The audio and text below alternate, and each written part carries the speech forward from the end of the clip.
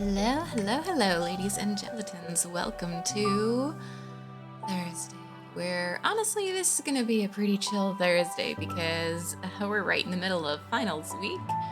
So, well, actually, it's not in the middle, it's basically the end of finals week, but still, everything, it's a lot, and it's going good, honestly. It's going good, but we gotta, like, I'm recovering. My brain is made of jelly from the beginning, basically. But honestly, this game is perfect for that. 'Cause it's like pretty chill, despite also being really philosophical and stuff. So, looking forward to it again. Oh, yeah, and we're starting at the beginning of a new chapter, which seems to be from Fortuna's past, where she first becomes a witch, which is awesome. And I'm very excited about that. Hello, Kira. Thank you for the stretch and the hydrate. I will take that.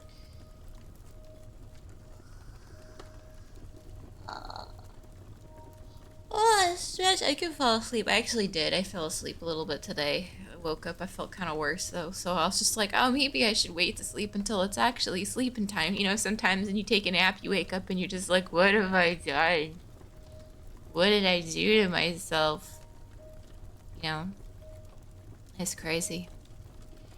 So, right, and for my drink today, I actually have some mint tea because probably due to the stress, it's just general normal, like, body reaction to, like, exam stress, I have a tummy ache.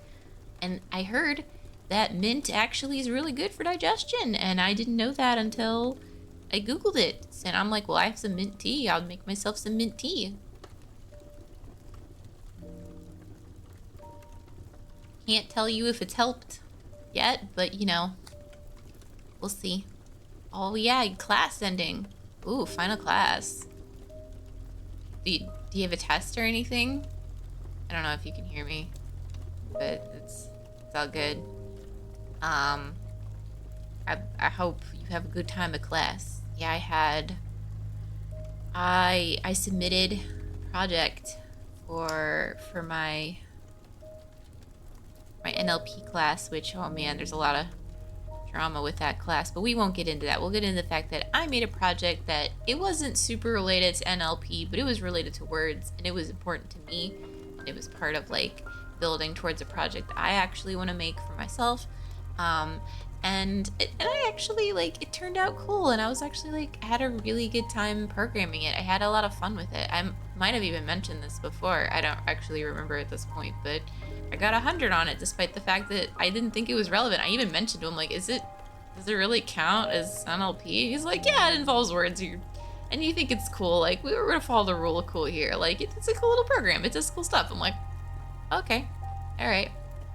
But I still felt like an imposter. We're gonna be fighting with imposter syndrome. Well, me gonna be, that sounds dumb. Jellycat's gonna be fighting with imposter syndrome soon. I feel very strongly about, because apparently I really need to buckle down and learn stuff for AI, because there's possibility of actually, like, I kind of turned to go harder into game dev because I was like, well, at minimum I need to learn like just more basic programming stuff and just like learn more things in general, and this is what I want to do at minimum as a hobby. So like I need to go this direction.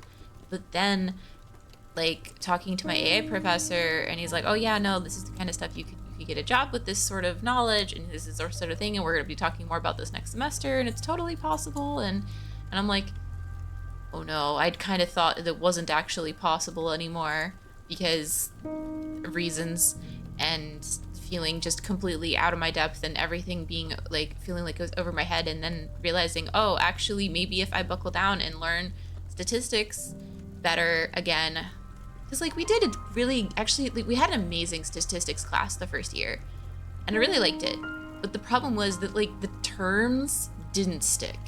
Like, if I looked at a cheat sheet and I was told, okay, how would you organize this data, and I had a cheat sheet, I would be able to do it. Now, that's just because I didn't do it enough times to remember which thing to apply to what. But I remember, like, okay, if for this one I need to run an ANOVA because this is the one where it has to involve this kind of variables, and you have to do the cross tests and like t-tests and all that stuff. And it's like, I feel like I was exposed to a lot of really good information and like able to use it, but it didn't stick deep down in the depths of like the useful part of my brain. So I guess I need to get back and do that again, but also just like start doing some more like machine learning Python-y. Well, Python I've already been doing, and I like Python a lot actually. It's not my favorite programming language, but it's the one I'm the most comfortable with right now. So I guess it makes sense, and I'm totes cool with it to use that. And it's like everyone's favorite for like data science and machine learning stuff. So I'm like, oh, cool. That's why they were teaching us that. I'm like, oh, that's convenient. It's not convenient. That's why they had us learn Python. It's literally why they had us learn Python. It's cool. But man, like I literally already feel imposter syndrome, and I haven't even like really dug deep into it yet. Like I feel like this stuff sounds like such black magic that there's no way I could get involved with it for like job stuff, right? But like it's technically still possible, and with my professor having direct connections with like real life job stuff, it's more possible, and that's exciting, but at the same time terrifying, because now I'm like, well, at minimum, if I can make him believe that I can do it, then maybe I'll start believing that I can do it.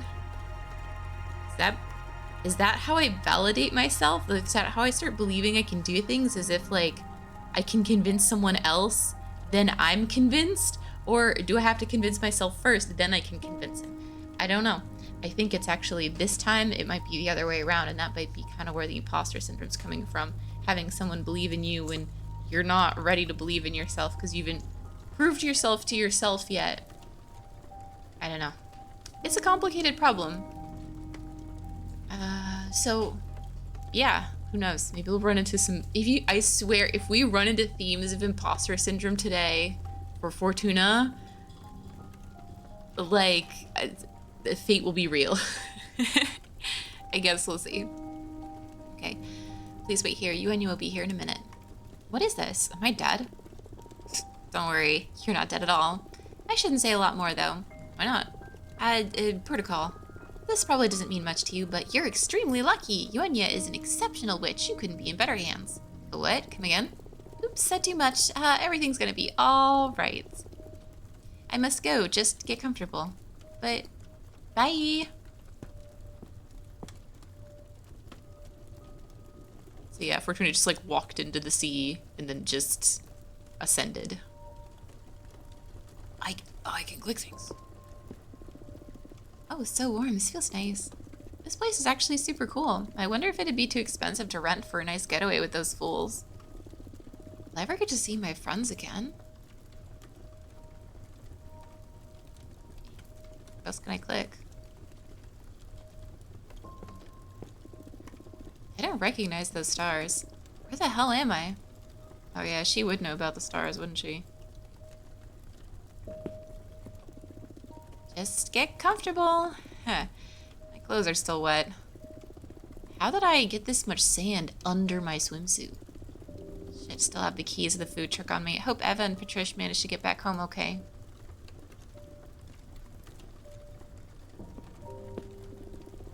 This place makes me want to read tarot. Air smells like nothing I've smelled before. It's a mix of nature, fate, and possibility. Gravity feels different too, lighter. I feel like my mind is slowly shedding some dry husk and a fresh breeze is starting to blow through it. It's trembling. This isn't fear, it's excitement. Oh no. I feel like I never want to go home.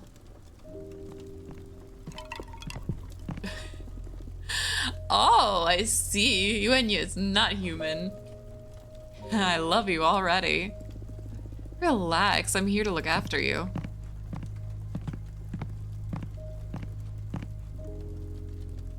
Oh, I love how she sat. That was perfectly animated. You were from Earth, right? Yeah. Earthlings always have the worst time processing their ascension.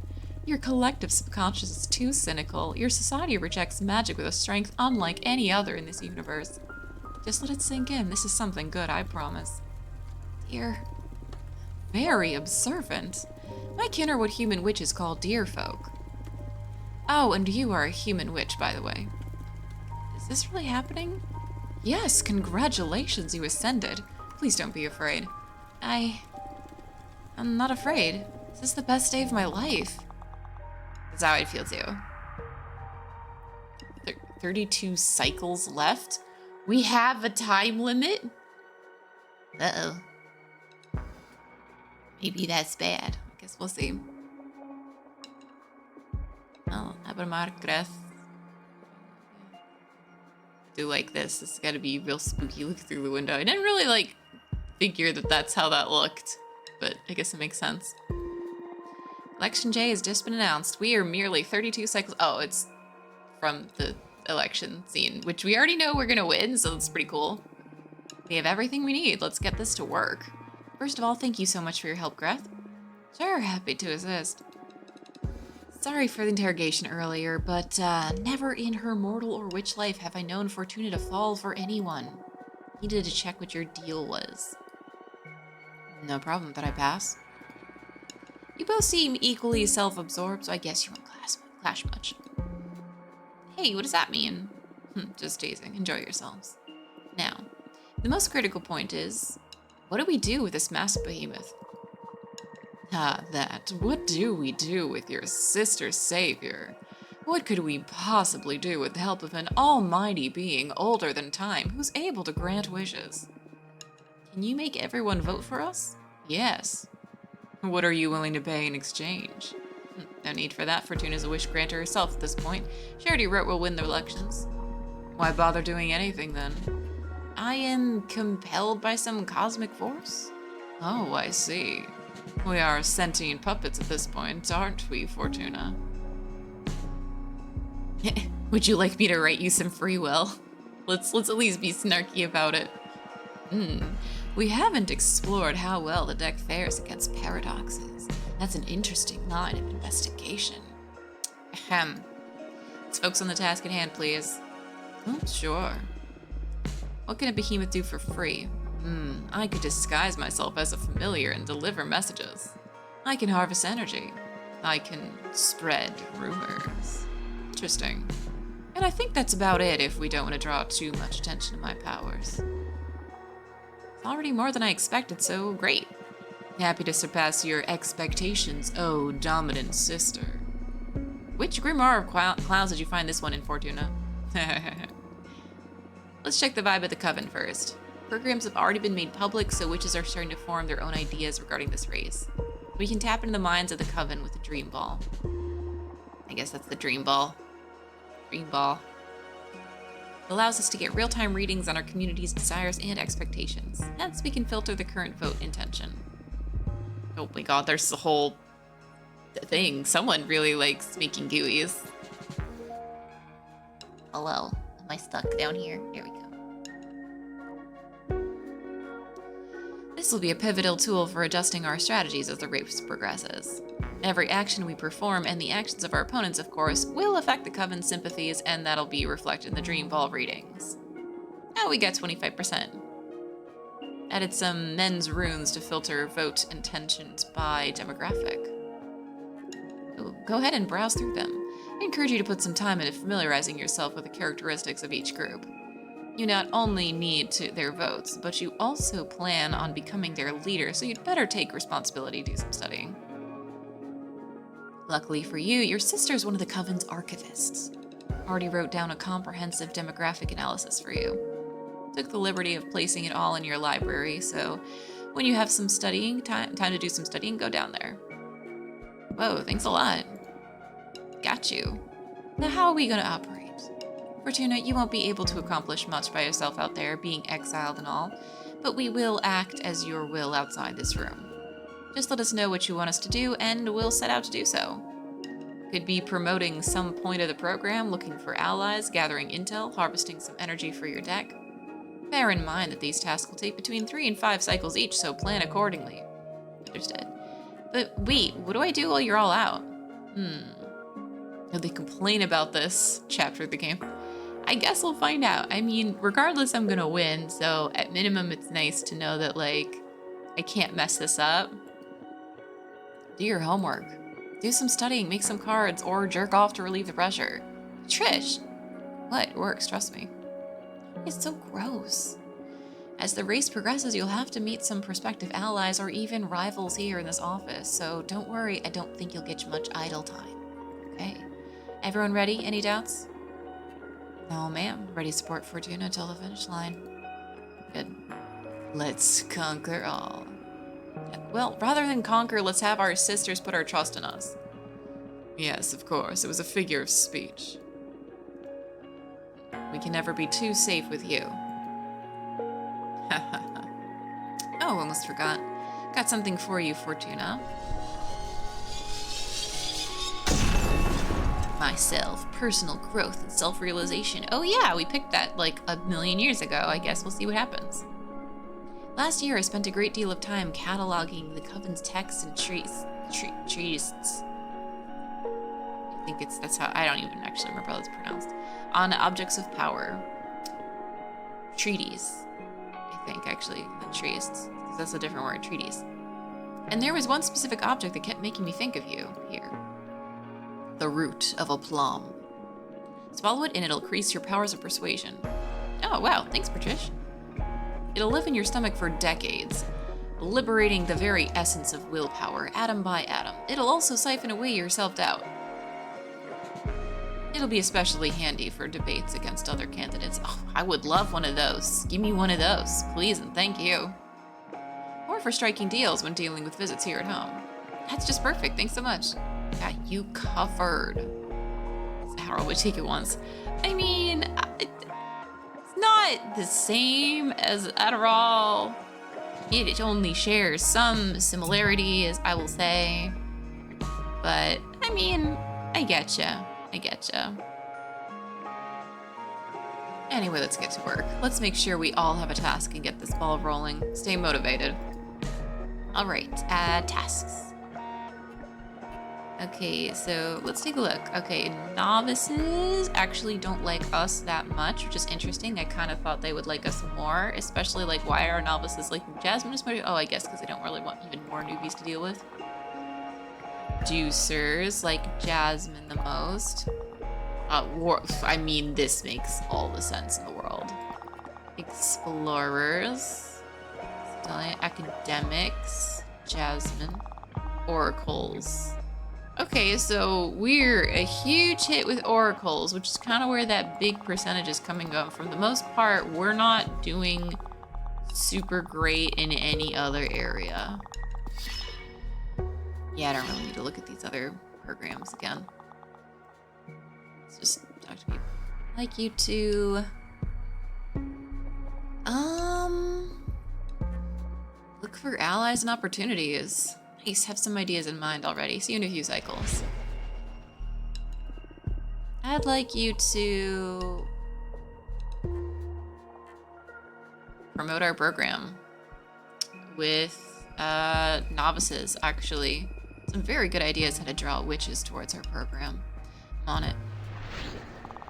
Yeah, because like Ferozi is, I think that's where we could gain the most, because I think a lot of them are going with Dahlia, but like we have like the whole mentorship program. We have some cool stuff there. So I think that'll be good. Oh yeah, I guess we can. Whoa. I would like to formally introduce myself before the race. There are some topics I am interested in discussing with you regarding the nature of the political shift our coven is about to experience. Sure, why not?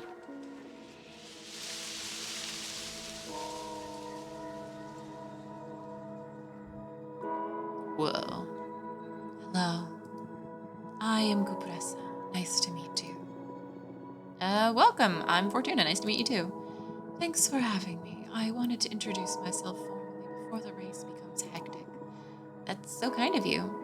I'm sorry that you had to come all this way here. There are still 800 years of exile left in the sentence Adana cast over me. I'm well aware. Adana often confided in me. The fear you inspired her was one of her greatest weaknesses. Oh, wow, I don't know how to feel about that. That makes two of us. That's the main reason I decided to pay you a visit. To keep me in check? form my own judgment. Actually, I probably should have given her like an old lady voice. I could probably still change it. Let's see. I'm gonna try giving her old lady voice from here on. Cause like she looks like old lady tree. She's also like the oldest witch. Hey, Donna was right. Listen, I carry the best of intentions. There's a certain aura around you that tells me I can trust you. Hence, we're more sensitive to this kind of energy. Now I see that Adana's fear was unfounded, a product of her decay. Knowing this, I must ask you and your team to retire from the race.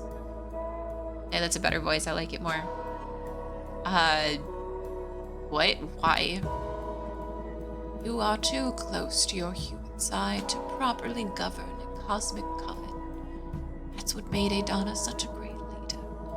She had a direct channel of communication with the gods and was far detached from her human origins.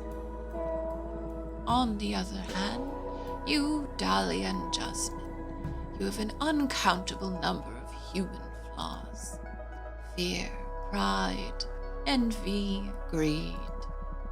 Even when you consider virtues such as ambition or mercy, even the most basic things such as the need for comfort or enjoyment cloud your judgment. Okay, we're gonna have a moment here. This is the same sort of thing. So there are so many people that think logic is better and more important and just than emotions. But first of all, they're not completely separated, and they can't be and they shouldn't be. Logic is rules. Yes, it's a system, but the system also is made up. And emotion and emotional intelligence and emotional understanding and all that stuff is also extremely important. It's a very necessary part of how we are, who we are, and how we understand the world around us. Emotions guide us in ways that logic can't. And emotion, just because we cannot always understand it in our... Yeah, emotions are part of the rules too, and they're like just as valid, if not more so. Emotions matter a lot. So the fact that this person thinks, I can rule us better by not having any of these problematic feelings. It's like, then that means you can't actually understand when people are struggling with certain things. Hey, rope sticks. I've been having opinions about feels. Right? It's like, the whole thing is like, when people take emotions and they say, your facts matter more than your feelings, it's like, feelings are also a form of facts too. Like, it is a fact that someone feels the way that they do, and feelings are often a way that people react to things that, like, they're not even necessarily either capable or willing to, but it's usually capable of, like, processing cognitively. Like, emotional processing, emotional reasoning is still a extremely valid and important, like, aspect of how we view the world around us. And it's also based on also like instincts, which also people say, oh, instincts, they're the worst. It's like, no, they're also there for a reason. Ignoring them and pretending that they don't exist and that they're just lesser than like the neurocortex is like, yo, you're like totally disregarding all of these like billions of years of evolution and how like those are also super important. Also, this reminds me so much. So there's this thing where like there's this unfortunate thing where it's almost it's so commonly men who are like, yo, women are too emotional to lead, blah blah blah, as though first of all implying that emotions are a weakness, and second of all implying that men have less emotions, when in reality they just express them less because they're usually not allowed to express them, and they're not in tune with their own emotions because of surprise. That's the problem with toxic masculinity, is it doesn't let men access this. And also this other thing I've seen before is like a meme somewhere. It's like where men in politics and whatever have successfully classified anger as not an emotion because men are absolutely allowed to get angry. it's one of the only emotions they're like societally allowed to express, which is terrible because anger, while being incredibly important, because anger is basically it's you're fighting for justice. It's knowing and feeling that something is wrong, something is out of place, something is not how it should be. Right, exactly. But like when people claim that men are less emotional, but then men get angry, it somehow doesn't count. So by the same rules of logic, they're basically claiming anger's not an emotion, or it's like a different sort of thing. It's ridiculous. It's absolutely ridiculous. And yeah, people saying, "Oh, well," and sometimes anger is policed. It is, but mostly it's policed specifically when women are doing it. Not exclusively, but it's way more common that that's the case. It's like, oh, those angry feminists about stuff. Ha ha ha, well, they're angry, so clearly that means that they're not thinking logically, or they're angry, clearly that means they're in the wrong. And it's like, bruh, no, they're expressing anger because there is injustice in the world and it is happening to them. You know, the whole triggered thing, like, there's like this dichotomy of people who are like, haha, this person got triggered, and a person who's like, no, you can't just, you're purposely hurting people. They're like, well, they should just stop taking it so seriously. But at the same time, they don't see the hypocrisy of like, there are things that can get to these people too. These people are not immune to being hurt. These people are not immune to being upset. But when it happens to them, it's magically different. And it's the same sort of thing. It's like the whole like, these snowflakes. And I'm like, oh my God.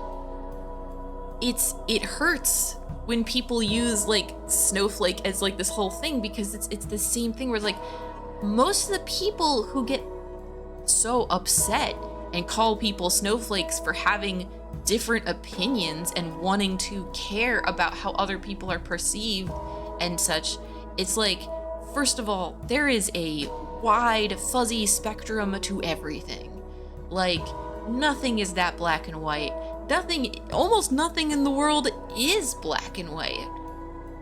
And just putting people in this box of you're too sensitive, you're too whatever, all this stuff is basically just saying your feelings aren't valid, your opinions don't matter, and therefore also me getting upset about you being upset about things is okay because you're more upset, therefore that means you were wrong, or you got upset, therefore you got upset about this thing that I don't get upset about, therefore you're ridiculous.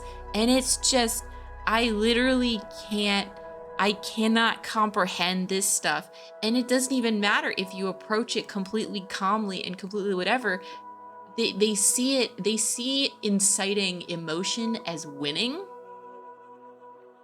to the point where like they'll just say worse and worse things sometimes, until eventually like a normal person would eventually snap if they can't just walk away from the person who just has no interest in actual discourse.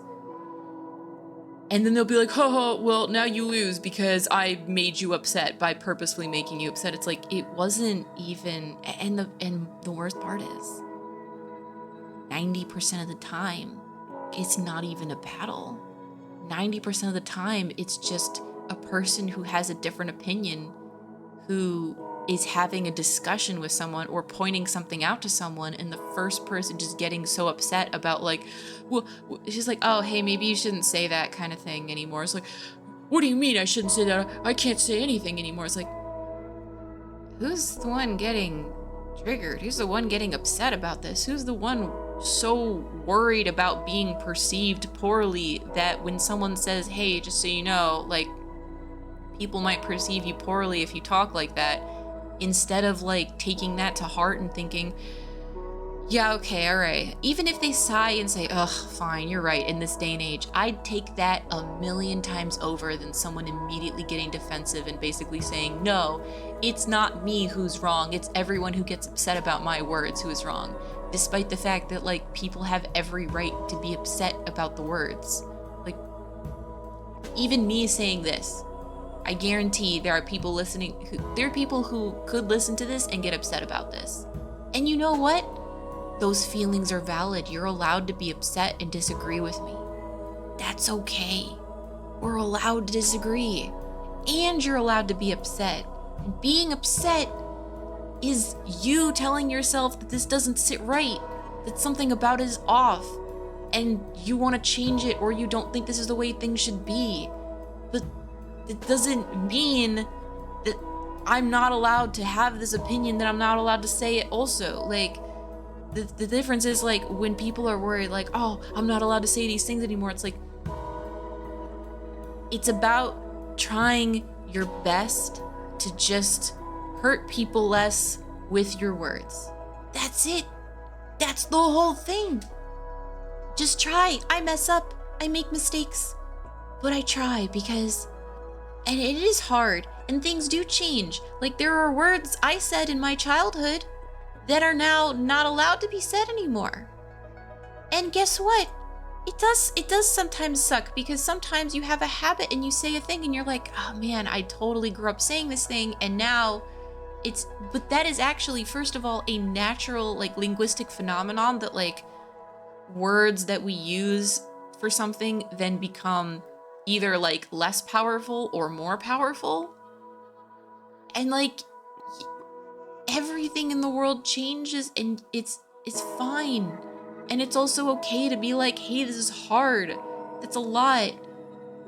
Like, I can't always remember everything, and I'm trying, but just try.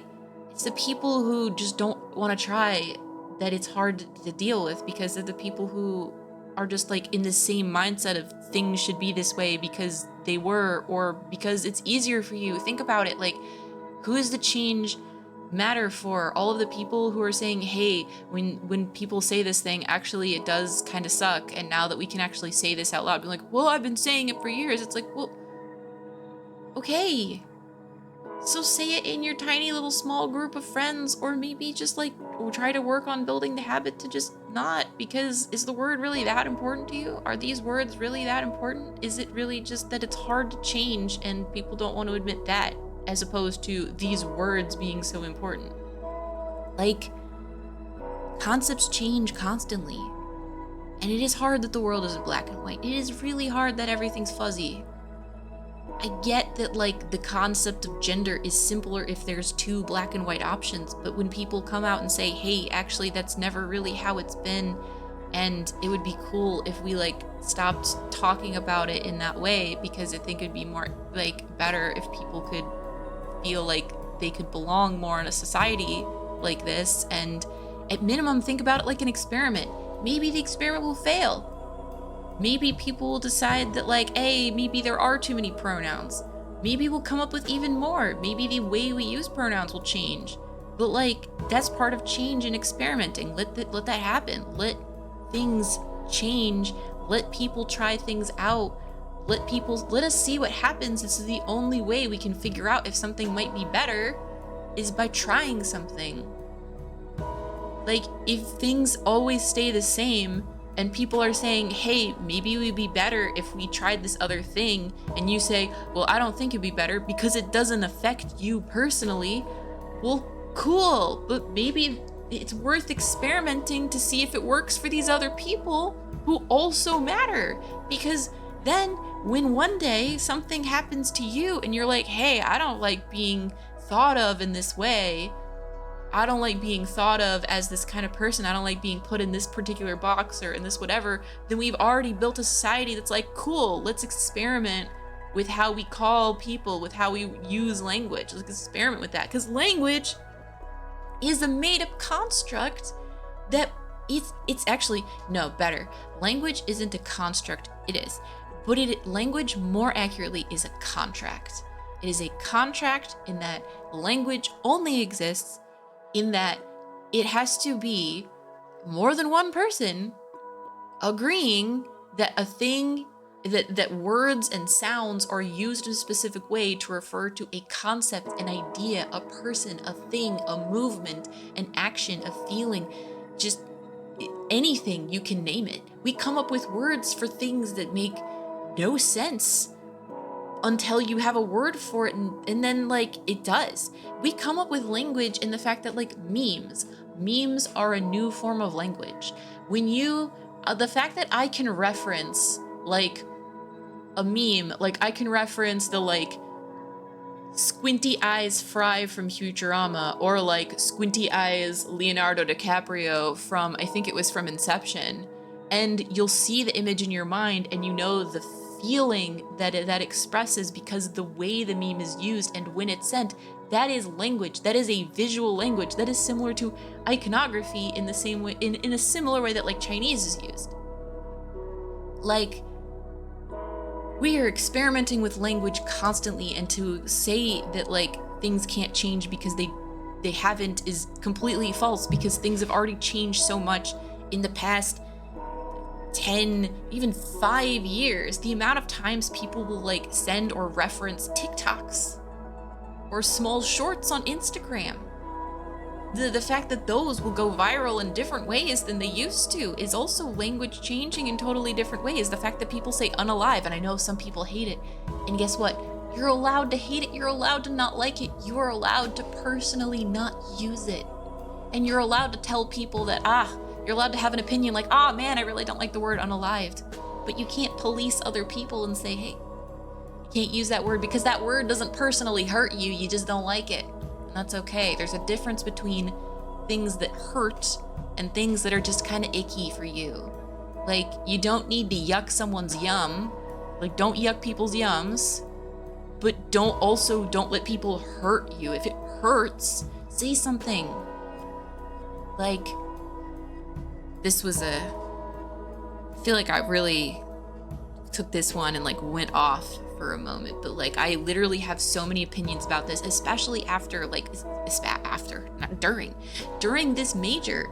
I did not expect to learn so much about emotions while learning about linguistics and communication, but now that I've learned so much about it, I literally cannot see the world a different way, because it's this thing in such a way that is so obvious now that it's always been there, and you cannot understand language without understanding emotion. And this makes so much sense. It makes literally all of the sense. This is how we understand anything. This is why immersion works. Immersion works because you have feelings and experiences and interactions with words instead of just seeing them as abstractions of words that are connected to your main dominant language. Like, emotions facilitate and allow for the understanding of the whole world around you, and we understand things through emotion, and language is simply a way that we can describe and attempt to express emotions in better ways than just facial expressions, than just tone of voice, which again, part of language, tone of voice, prosody, etc., etc. Like, immersion is a buzzword, but it's an important buzzword. Immersion is basically, like, I use the word immersion because it's something that is more widely understood, but in reality, immersion is it's a pathway to embodiment, and that's the real buzzword, and that's a positive buzzword.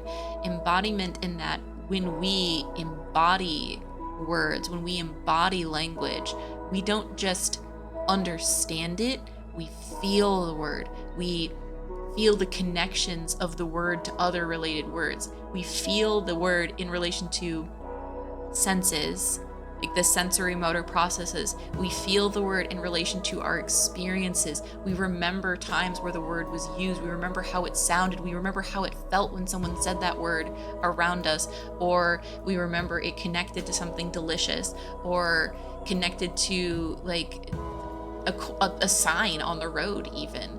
That's what immersion is about. It is a gateway. Immersion is the gateway to embodiment. So if you don't like the word immersion, that's fine. But immersion is a word that I still think is very important as a part of discourse, but also to explain what it is that immersion does. Oh no. So, yeah, immersion is used differently in games, and that's absolutely true, and that's definitely not the original concept of immersion. Immersion also, it can be used to express the flow state. Immersion, because it's a word, I like, because it's a word that is used so widely, it has so many different meanings. So when you say immersion, you have to be more specific about what you mean by immersion first, and then you can use the word. It's fine, but you can't use other more specific words in most cases because people won't actually like understand what you're talking about, and you don't want to make things inaccessible for people. So it's okay to use the word immersion still as a shortcut for people who really only kind of get what you mean by immersion, but then by saying immersion and this is what I mean by immersion, and you start with that, you can take people on a journey. And sure, if you fight with academics, just use different words. But here, I am not an academic. I just like research, and I am currently dealing in academia, but not professionally, simply temporarily. And I acknowledge that fighting with the politics of things and the politics of words isn't fun, and that's why sometimes you just have to pick different ones. If a word's not working between a specific group of people, and this is again mini dialects effectively. Like, honestly, there are a lot of words I've had to learn literally do not mean the same thing when I'm talking to some of my professors or some of the people who I'm working on this research project with. And if I use the word, I'm using it colloquially, but they're using it in a very specific academic sense. They're like, oh, actually, no, concreteness means this one specific thing. I'm like, okay, so while I'm in this group of people, I will use the word concreteness to only mean this thing. Guess what? I could be mad that the word changed. I could be mad that all this stuff, but coming back around to that, it's like, no, it's just with this group of people, that's what they've agreed. That is the contract of what that word means to them. So either pick different words that work with them, or just use the same words that they've agreed on. If you're outnumbered, you kind of gotta fit in. It sucks sometimes. It sucks a lot of times when it comes to politics, and it really sucks to feel like you're the only one who doesn't agree with a bunch of stuff and a bunch of people around you. But yeah. Yes. Immersion is a buzzword. I mean,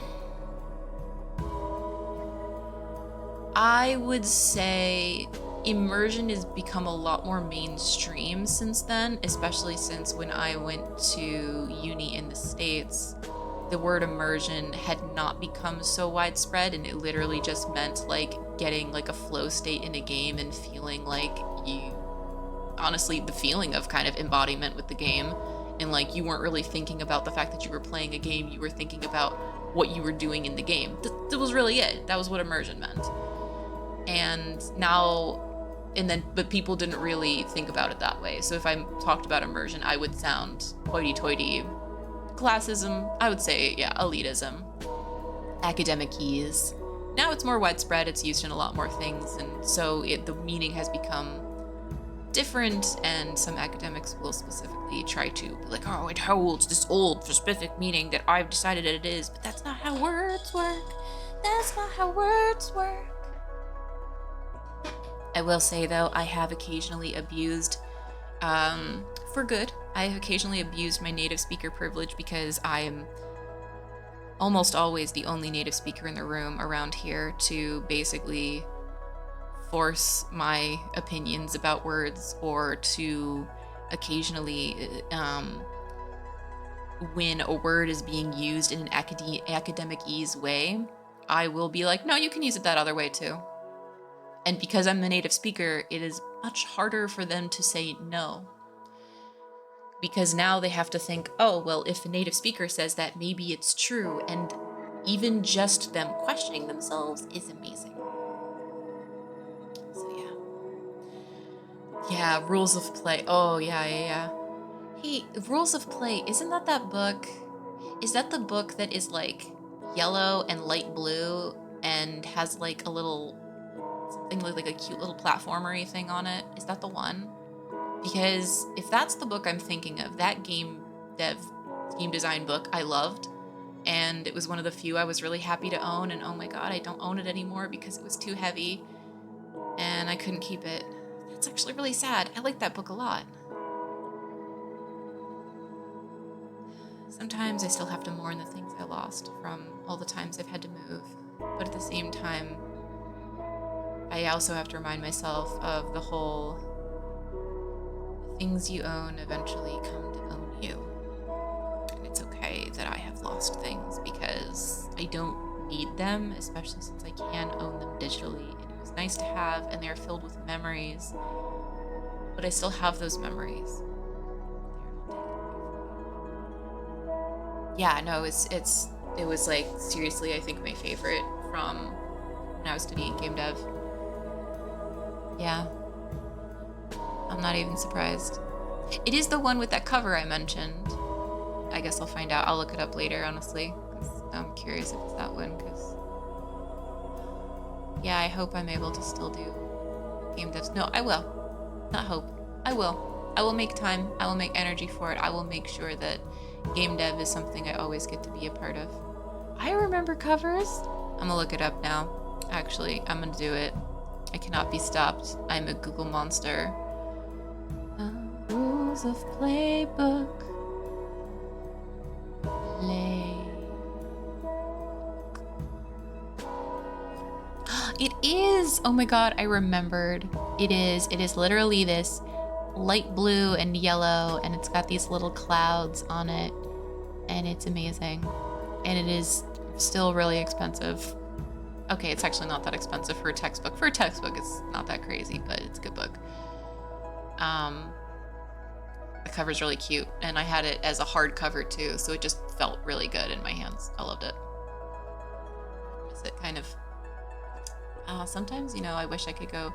No, actually, lately I've been thinking a lot about how much I wish I could go back in time with everything I have and start over from my freshman year of college, because I know exactly what I would do differently, and I know exactly where I want to be. And it's not even a feeling of regret. It's like this feeling of like, right now I feel like I'm trying to like I can't be where I am without everything I've done and everything that happened to me over the past like many years.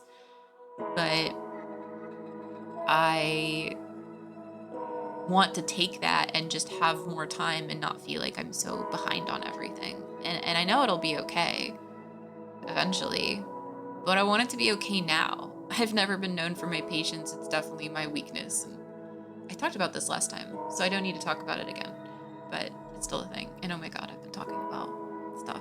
I got really into this. And hey, maybe this is good for like when I write my thesis. I'm gonna have a lot of feelings in my thesis. It's good. Feelings are good. Feelings really are good. They drive us. We listen to them. They tell us so much more than we are able to consciously process and pay attention to. They don't forget. They're always there. Power Glove is actually pretty cool hardware.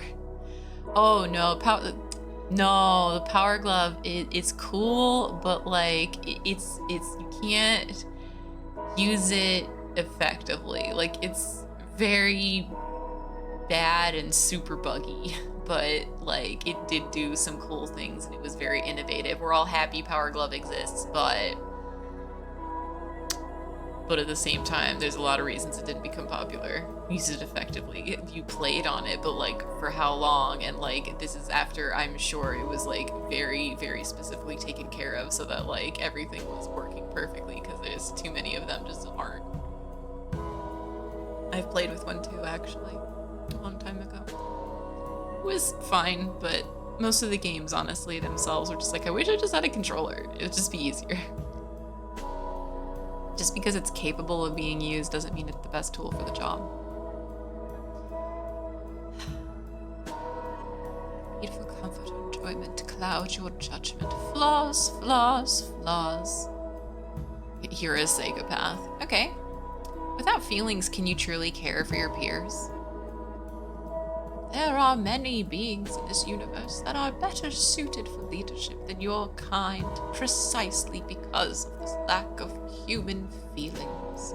Have you ever stopped to study the flora? Most witches are too fauna-centric to see other forms of coexistence.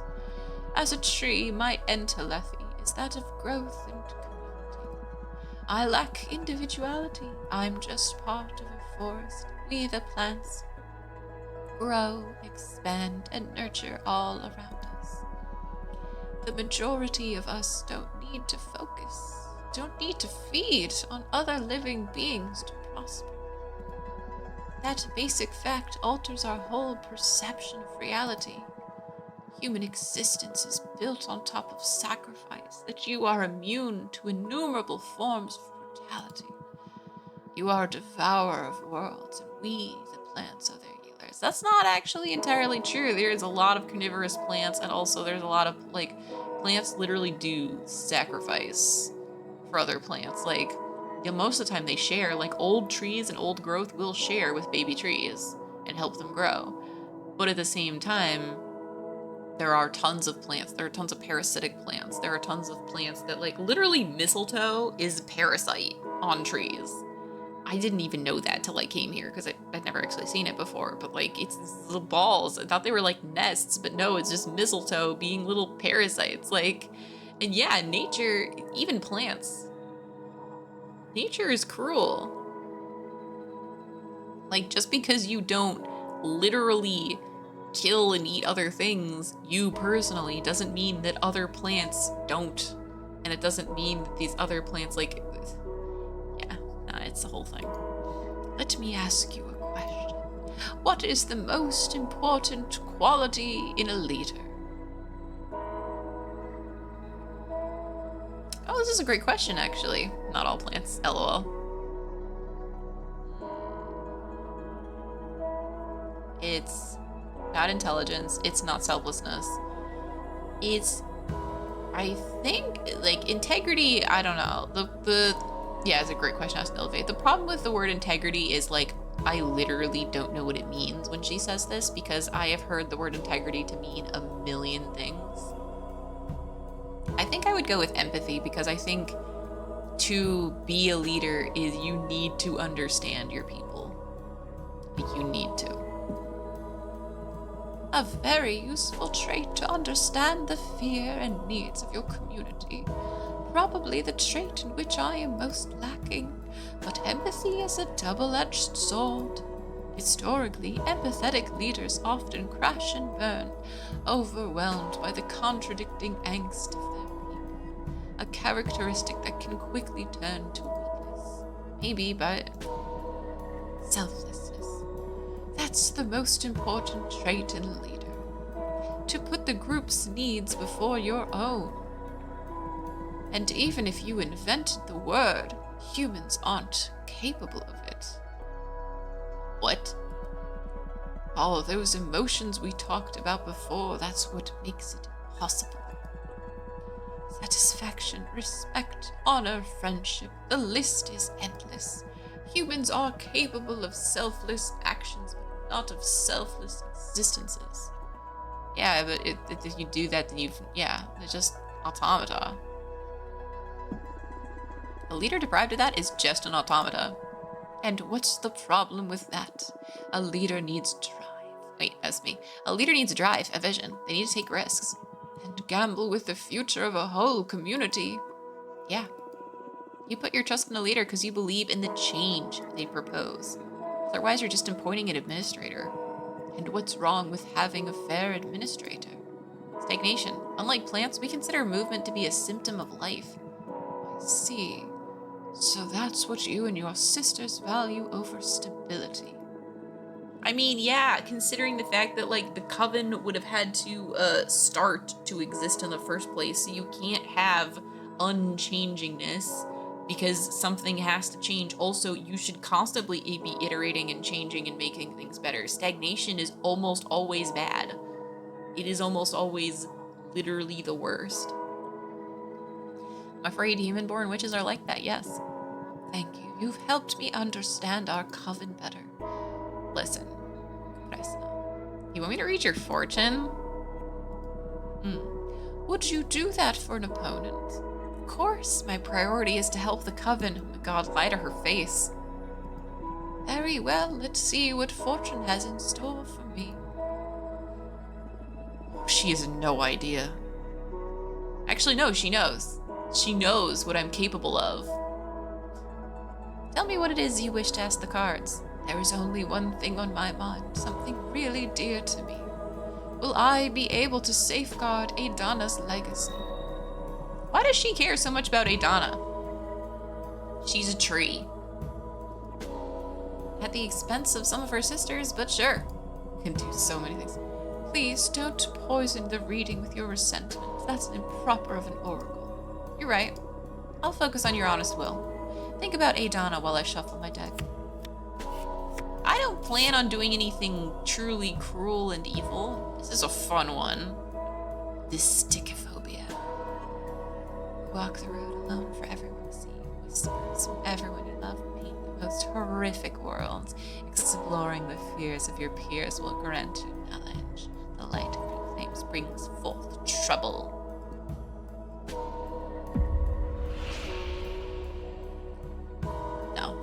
No way.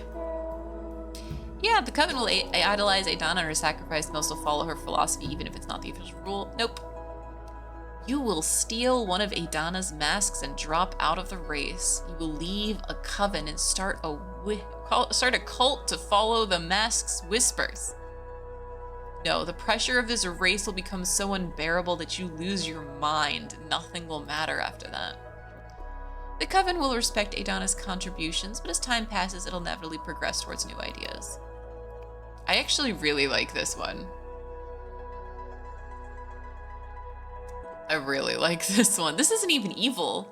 This just sounds really cool and fitting for her, but at the same time, losing her as a witch would be not great for the Coven as a whole, but at the same time, I still hate the idea. How is it messed up? How is this messed up? She's gonna have a cult? That's not terrible. This is terrible.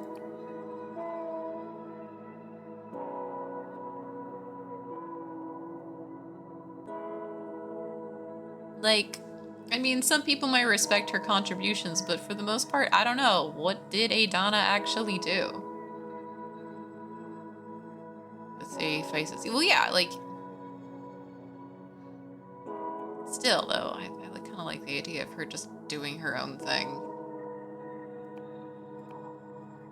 Plus, it also gives me a little bit of fire to play with later, which, I don't know, maybe that's fun. I don't really like fire so much in this run. I think it would be really cool to do, like, a pure fire run, but still.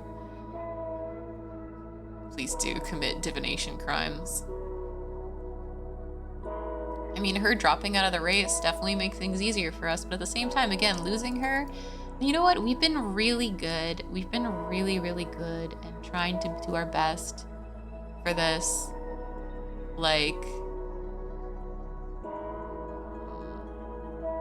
we don't need, like, if I was worried about if we were going to win the race or not, I would make her drop out. But I don't think I need that. I think I want her to understand that these ideas are important.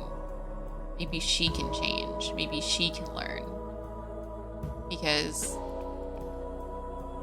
while that sounds really cool, yeah, exactly. Marty Divine Dive won the race, so I don't need her to drop out. So I think telling her that, like, hey, people, like, some people appreciated what she did, but at the same time, new is better. I'm gonna be good this time. The Coven will respect Adana's contributions, but as time passes, it'll inevitably progress towards new ideas. I knew this endeavor was meaningless from the moment I set out to do it. Doesn't matter how hard we try, nothing lasts forever. I know. I guess that raising respect for Adana's legacy is still a worthy objective. I'll try to keep it alive for as long as I can. I am not forever either, after all. But my cards have helped you in some way. Yes, they opened my eyes to an obvious truth. That's the most valuable gift an oracle can offer.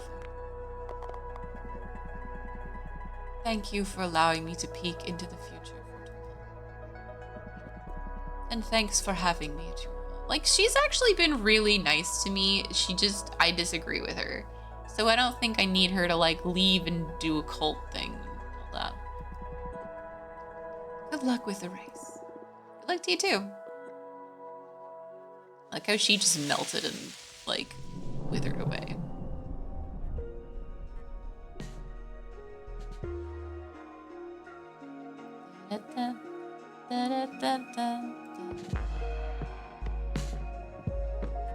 Curious, like, what are we actually capable of studying about, like, some of these people?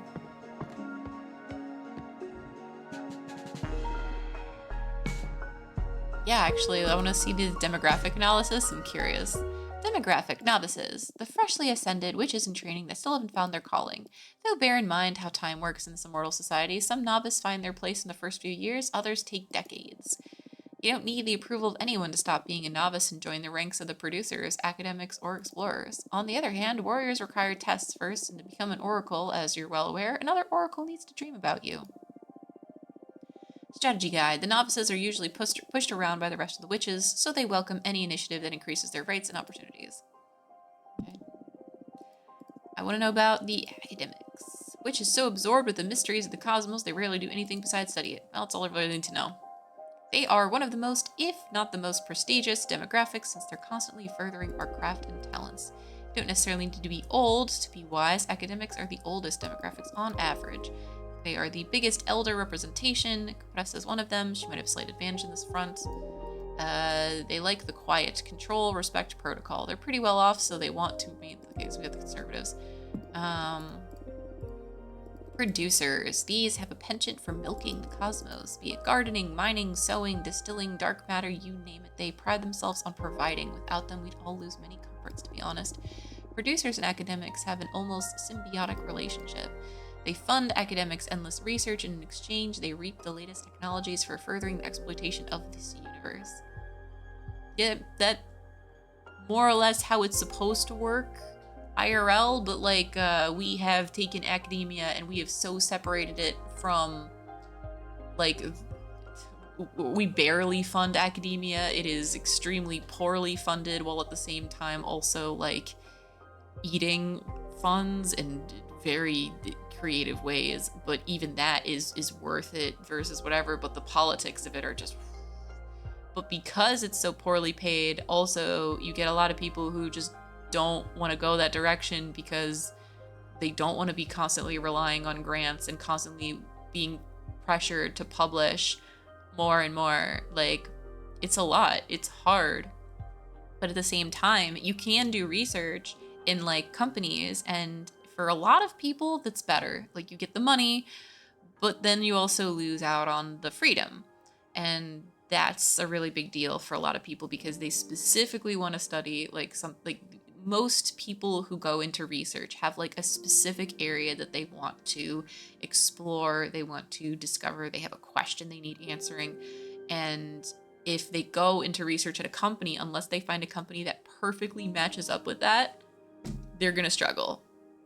And even then, they're going to go with the same problem of like, it is so expensive to do research at a company that like so much research is just straight up like marketed to sound way more exciting, way more important and stuff that it is, because you have to because you need to, and to like be able to get more grants in the future, you need to like prove that you totally did something worthwhile.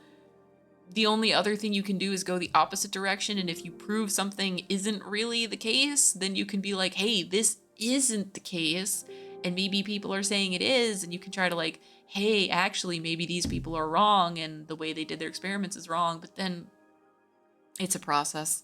And I've learned so much about how so much of the process is total BS lately that it boggles the mind. It really boggles the mind. I had a really good chat with one of my professors about that today, actually. I can't say too much about it overall because I don't think it's really fair to like say exactly the kind of research she does or what she discovered, because it felt like a really like, it wasn't one-on-one, but it was a really like down-to-earth conversation. And I like her as a person. She's very chill. She's very cool. Like, I enjoyed her classes and stuff, but at the same time, they felt always relevant. Her classes were always like relevant to real life, but not really relevant to the majors. So a lot of people just like weren't taking them seriously, and she could feel that, even though she's just like, hey, I'm here so you can get out what you need to get out of it. And I respect that. I appreciate that, but so many people don't, because they like want people to tell them exactly what they need to do and that they need to do this amount of stuff to do anything, and without that amount of push, they don't want to fulfill stuff on their own. They just want the good grades and the graduation and to do the stuff that they need to do to like get a job or research or whatever. And it's like, yeah, but also like you and your personal growth matters so much too. If anything, it probably matters more because that stays with you forever. But yeah, I get more insights on that and talked to her about it, and she was like, yeah, there's a lot of politics and a lot of lies outright in there, and it is tough sometimes. She's having some struggles with that because, like, you know, you want to do something that matters, something that like can affect the world in some way, but it's hard when you realize that just so many of the procedures and stuff that you're doing that are supposed to be really heavily scientifically based just like kind of aren't. For all the people who are like, facts don't care about your feelings, I will definitely tell you that a lot of science is literally based on feelings and fifis. Like the idea of like confounding variables, I think it's actually pronounced. Like the entire concept of confounding variables is like, oh, well, you try to eliminate as many variables as you possibly can. You try to like control as much as you can, but at the same time, what we decide what we can control and not is entirely based on gut feelings, fifis, what the person in charge of the study thinks that they're personally capable of controlling and what is convenient for them to control, and what they personally believe is worth controlling for. Like, in some cases, is it worth controlling for gender? And then that gets complicated almost immediately, because what do you mean by gender?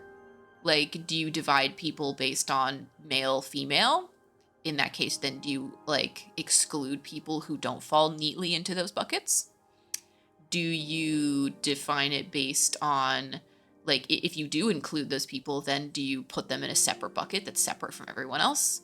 What buckets do you put them together with? How do you measure this? And that alone, it's not even just politics, it's what exactly is this variable?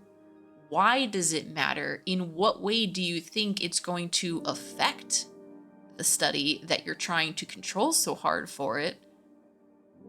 And then if I'm like, well, what about all these other things? Well, like, well, you know, we do our best if blah, blah, blah. Like, you know, if we have people who are trans and they mark down their, you know, their gender and not what they were born with, then we have to just, you know, we have to roll with that. I'm like, so then what is it about gender that matters?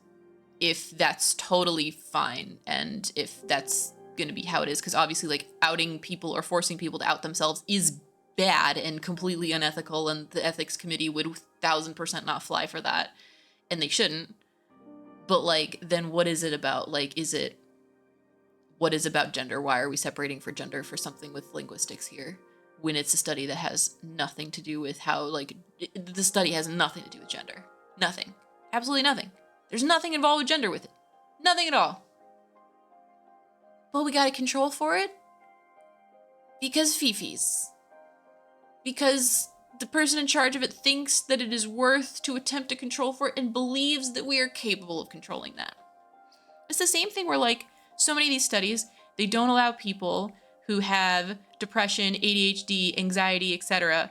And it's like, do you know how many people have these things? Do you know how many more people have these things? Do you know how many people have these things and don't know they have it, and thus are going to do this study anyways? Do you know how many people can just lie? Do you know do you know the difference between people who have this and are taking medication versus people who have it and aren't taking medication? How that can absolutely affect brainwaves. But here's the thing about real life is messy. Real life is so messy, and by controlling quoties for all these variables, what you're doing, what you're really just doing is you're just creating your research to only match this extremely specific group of people. The more variables you get rid of, the less applicable to people this study really is. you can't extrapolate it if you took everything away that makes people people. You can't say this is how people think if no, this is how specifically people in this area of the world who fit into neat gender boxes, who are in like specific heterosexual relationships, or like it's I have a lot of feelings about that. I have a lot of feelings about how bullshit BS it is. Oh yeah, and by the way, don't forget, just so I mention this real quick before we continue. Don't forget, everyone, when it comes to medical science, you know, one of the like most rigorous kinds of science, one of the most important kinds of science that we do, because it's literally life and death for a lot of people. Don't forget that women were not allowed to be a part of any medical trials. None of them. Zero. It was only men until 1993. 1993. Only then did they start including women in any medical trials. Did they include them in all of them after that? I don't even think so. But at least they were either allowed, maybe they started being forced sometimes, but wow, it's kind of crazy that all of our medical knowledge in papers, none of like the whole, not like there is wisdom that is passed down from like people who, you know, did midwifing, etc. Like some of the more, not really like homeopathic stuff, that's not what I mean, but like wisdom that we learned from experience, that's still there, but it's not utilized because we teach doctors based exclusively off of the studies, which are only done on men until extremely recently.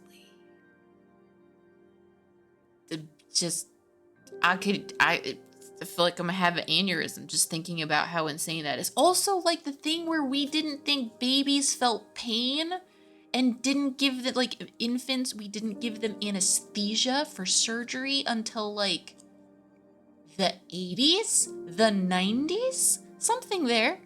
And I'm like, why on earth would you think babies don't feel pain? Is because apparently they were going into shock and weren't reacting at all to anything during surgery. So I guess someone thought that meant they didn't feel anything. Which again, just boggles the mind. Just boggles it. So everything you know, so much of this world is built on a house of cards.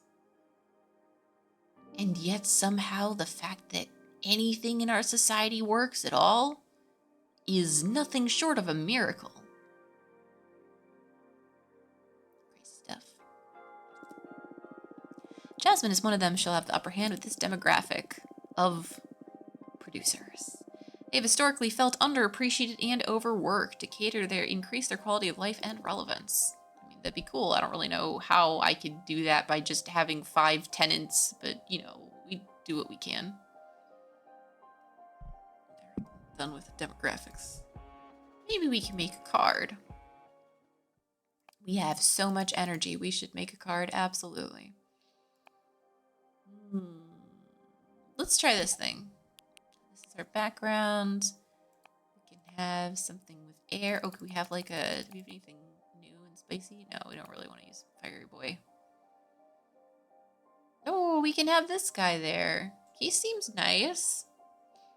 He seems nice. I like him. We're gonna need to have earth or air at this point. I'm pretty cool with either. Earth has still generally been my least favorite. We could just put more earth in there. It's overall pretty okie dokie. We should probably just make like a hardcore earth thing at this point. Let's just put it in there. So much air.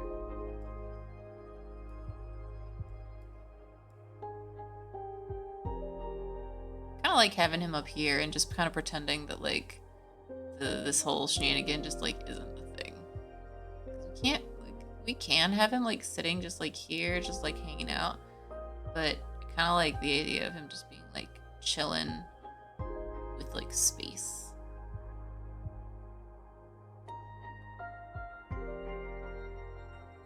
Maybe we can put him like, trying to figure out how to like get the chair to work the way I want it to work.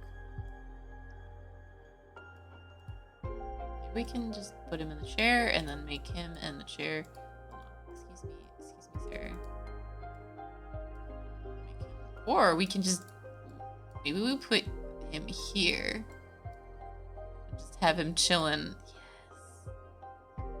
Or I wonder, actually, hold on, I have one more idea.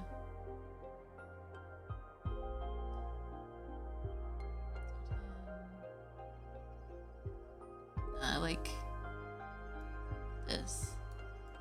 And then the chair.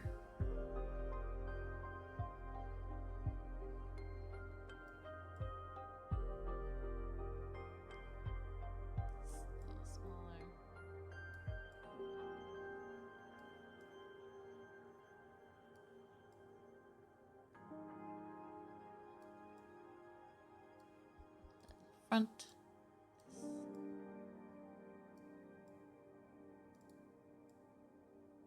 Oh, look at that. Look at that. And now we can start just like giving this space just like a lot of like flowers and things. Yes. Oh, yes.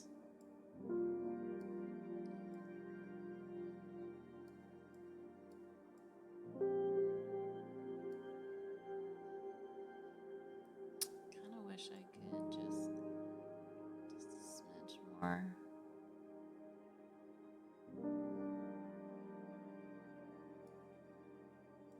Just put it slightly further over here. Take this side over here. There we go.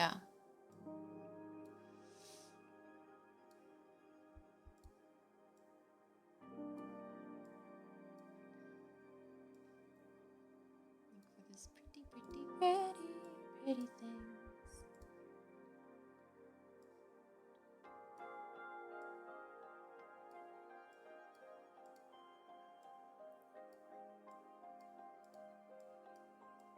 Oh yeah, this bouquet is lovely. Now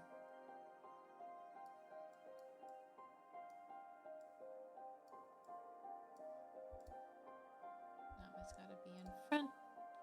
Not that far front. This will be front. There we go. Get like one leaf. One leaf.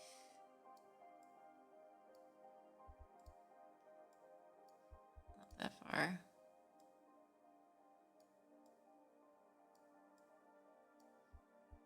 Just click on this one and put in the front.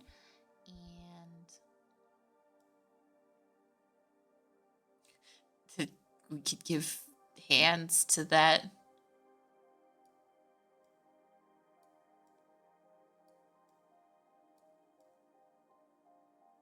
I kind of want to just like have it be held up actually, instead of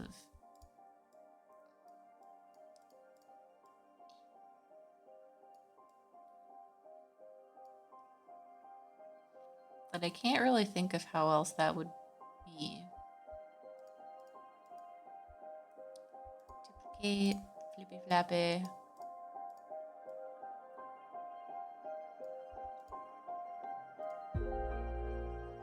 This is very interesting that it's just like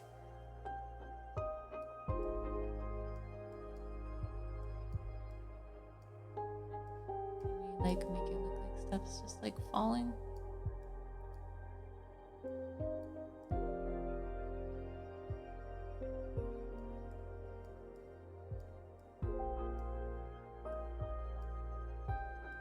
It'll just kind of always look like it's placed.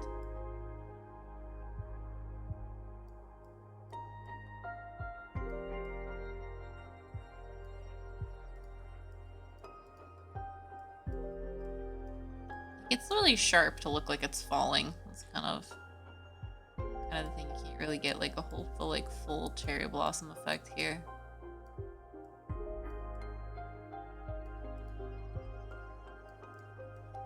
Just duplicate this whole thing and just do that again though.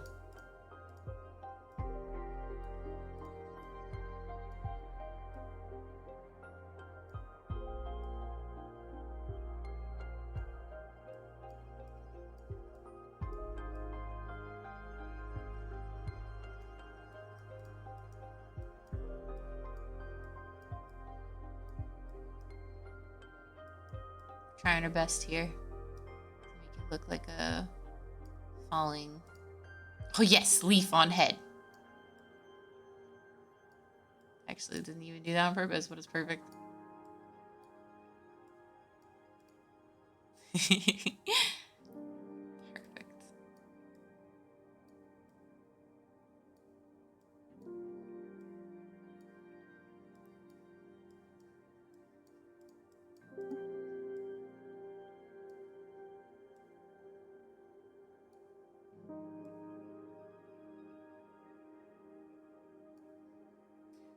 Yes, I'll just add more of these. Doesn't like look good bigger. Leaves don't really look good up there anymore now that we have leaf everywhere else. There's only one more leaf I would add, and it's one little leafy leaf here.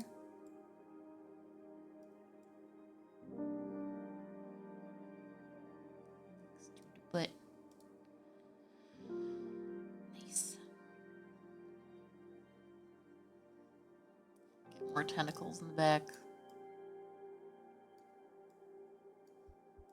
I guess this actually needs to be back. Get another one of these. Duplicate. No. Duplicate and then flip.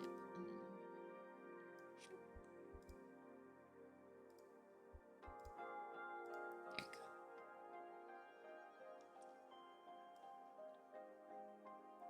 And just as many of these as we can at this point. So many flowers.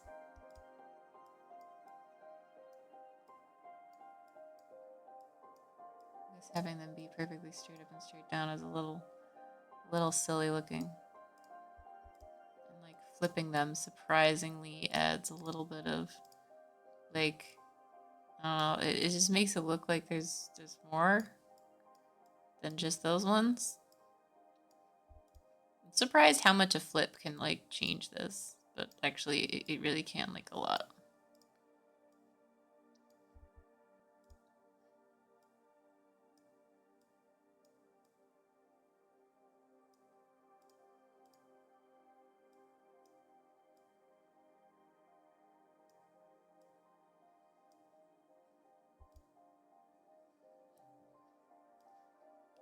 More of these bad boys.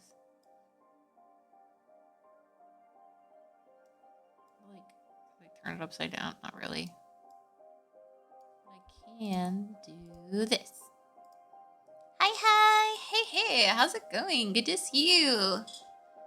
Good to see you, Glitter. It is lovely. It is lovely. I'm having a wonderful time with this, as I always do.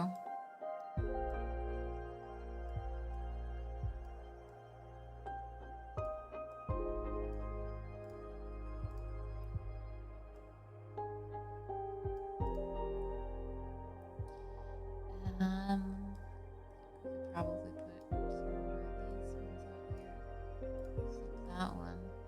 Just more flowers.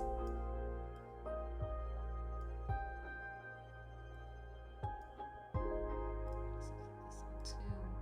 Because if we put it close enough to this other thing, then we look in the background. No, actually, the foreground was good in the foreground. Then we have a bit more of just like stuff just breaking up other stuff. It looks good. Looks goodish way.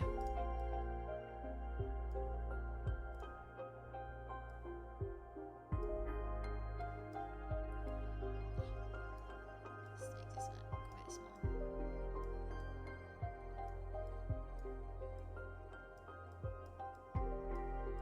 Perfect. We've done our best. Do I have themes? Well, honestly, for this one, I kind of grabbed 3 that I'm like, I really want to try this background. And then I was like, oh, I like this guy. And then I was just like, yeah, let's make this work. This is plant chill times. Just like grandpa hanging out and just on the waterfall, minds blossom. See, so many of this. This is perfect. Whispers from the undone jade witches imbue this card with emotion. The fragrance of the last flowers channel love and lust. Flower language is a shortcut for the deepest conversations. The little jade statue watches over the court. It's literally little. It's just chilling. It's good. It's good. This is my theme. Oh. Guess I should talk to Patricia. Let's do it. We're doing the politics. We're having big politics time, and also I had like a big rant about like a lot of things, which felt pretty good actually overall. On that soon. Found someone that could help us, Fortuna. Yo, this game is like legit so good, interesting, and completely unique. I've never played anything like this before. It's incredible. She'll pay you a visit. Her name is One, Witch of Entropy and Decay. Like you and Adana, she's one of the Oracle Witches in the Coven.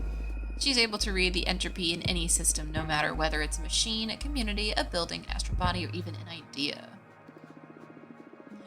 Basically, One can discern what actions will accelerate or prevent the decay of just about anything. Maybe she can help us find the weak spot in our opponent's strategies? Okay, that's pretty cool. Oh no, we still gotta work on novices, bro. I'd like you to... let's do promote with... what are we worst with?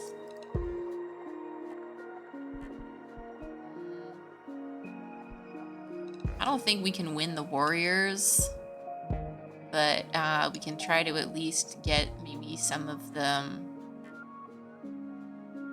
producers on our side. Okay, do my best. Be back in a few cycles. Cool. Deal with that. Oh, tell Abrama to do stuff? For allies opportunities. Comb the cosmos scene when I can find. Alright. Just going on little adventures. Okay, how do I... ah, okay, this I was clicking on that. Now I click on this and... ah, there we go. My dear mentor Fortuna, is it okay to visit or are you too busy with a political campaign? I'm getting the hang of my powers now. Maybe there's a way for me to help you. Ileana the Peppermancer. Yes. Ooh, look at you. That's a lot. There's a lot of spice that's going on there. Even more so. Hey, welcome back. How you doing? Living my best witch life. Yeah. You bet.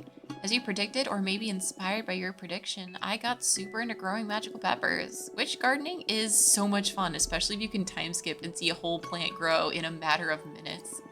Ooh, some witches believe that time is a super important ingredient when growing stuff, and that a time skip hinders the quality of the harvest. Oh yeah? I'll research more about that then. But still, the Lust Reapers are spreading furor amidst our coven as we speak. You got to them this fast? Oh yeah, and they work wonders.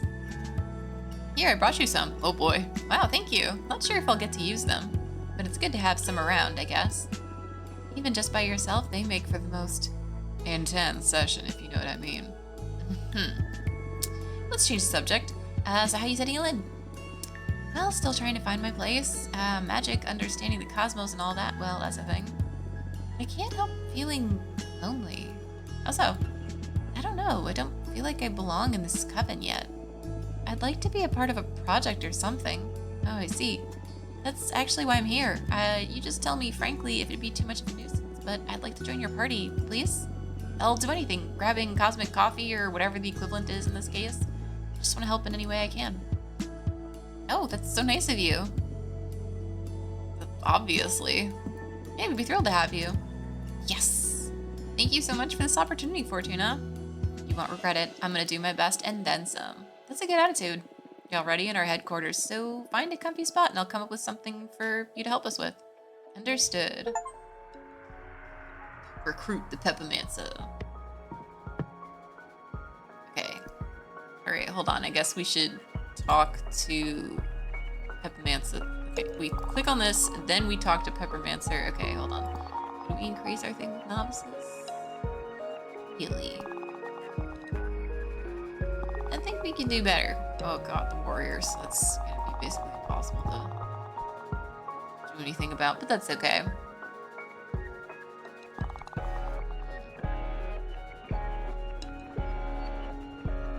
So I really feel like we could harp on the producers. Academics? Maybe a little bit.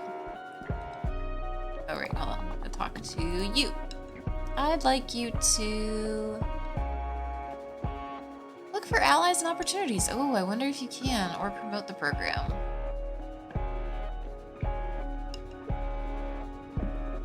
Let's focus our efforts on, I feel like, producers, because you're a producer. Ooh, exciting. I'll go and spread the good word. Absolutely.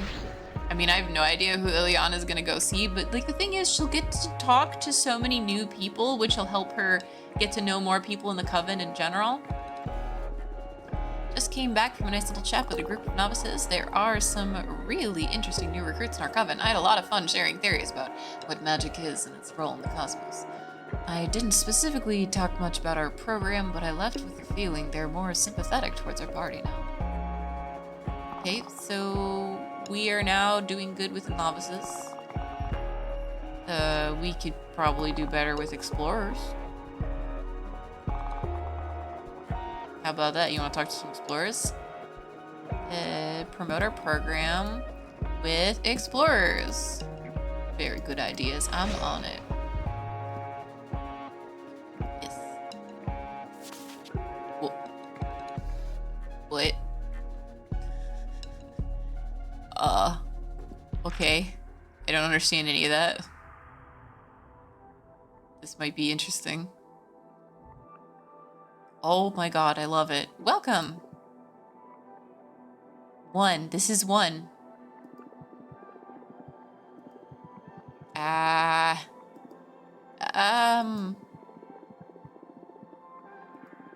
Wait, I don't understand you.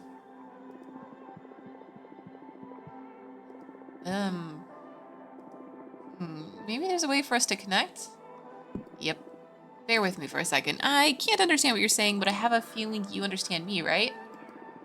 Oh, that's a yes. Anyway, if you're okay with that, I can use my cards to explore what shape a collaboration between us could take. Is that a yes? Doesn't sound like a yes. Yes. Okay, here we go. Get consent first, very important. I'm gonna draw a single card to explore the options our relationship offers. Keep in mind what you came here to do and see if I can channel it in some way. Ooh. Temptation, luck, etc. Yes, it doesn't do it. It's hopeless. You and I will never understand each other, but even so, we'll respect and inspire each other for years to come. In a minute, stars will align over my asteroid and bestow upon me the ability to speak the tongue of the nebula. Well, that's awesome. Disappointed in me, you will go to Capressa and find her a connection that we couldn't build here. You will help her boost the chances considerably. Although we'll be unable to talk, you will feel greatly inspired by my presence and will support my cause regardless. No. I want to understand this person. This is obvious. Obviously, I'm going to pick the one that lets me understand them. In a minute, the stars will align and we'll be able to understand each other. Problem solved then. Nice. Oh, whoa, what is this sensation? I can taste glyphs under my tongue.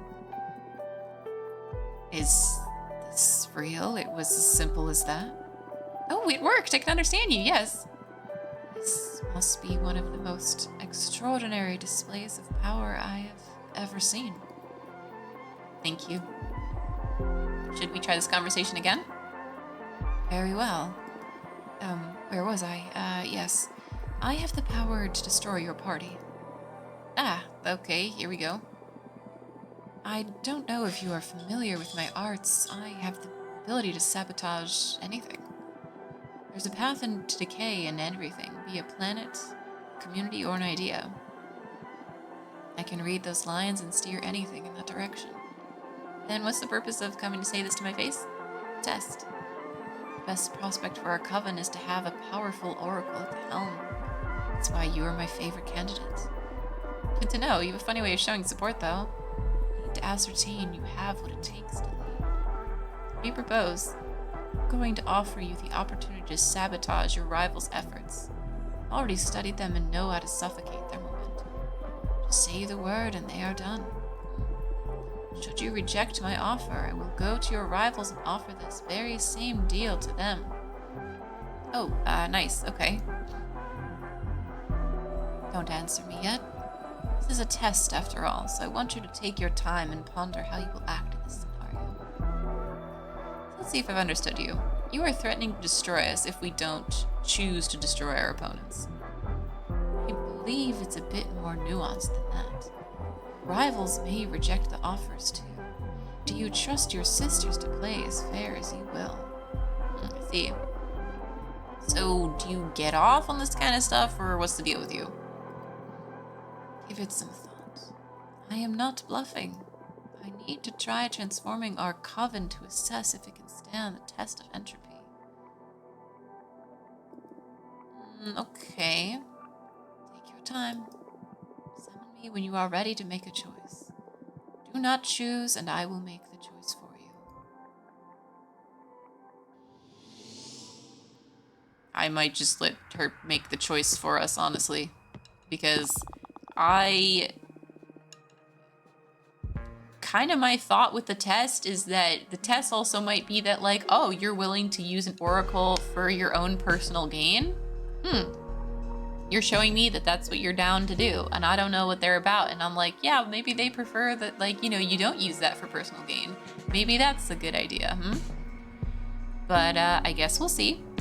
Because I think the best thing to do is to just sort of be like, do you, and you're the one who can see entropy, you're the one who can see that stuff. You're offering the ability to do this thing, but do you think that's what's best? So I would more likely to be like, let's let the oracles do what they think is best.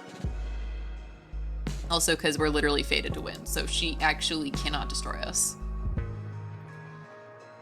Jasmine organized a meetup in her garden to get to know all the novices better. I don't know what transpired at the little tea party. Many of them want to support Jasmine now. Let's be careful. I think my meeting with the producers was good. Might not like you can't. They might not like that you can't make a decision. That's fair, actually. Then in that case, I will choose to specifically not do it, because even if you're like, yo, you're willing to use this power for this other things, like, I don't know. I don't think destroying my rivals with entropy is necessary. Though the only person who I would do it to, I think, would probably be Dahlia, because oh my god, she's like got all the warriors. Didn't actually converse with them, so right? Don't know. I don't know.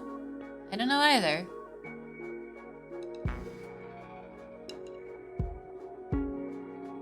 I guess we'll see. I'll think about it. They're all too fond of Jasmine. I still managed to snatch some votes towards our side. They're quite interested in the community service thing, by the way. Good move. Okay, I guess she's gotta go and deal with novices again. Wizards. Explorers. Academics. I mean, no, you know what? Go after academics. Promote our program with academics. Okay, I'll do my best. I'll be back in a few cycles.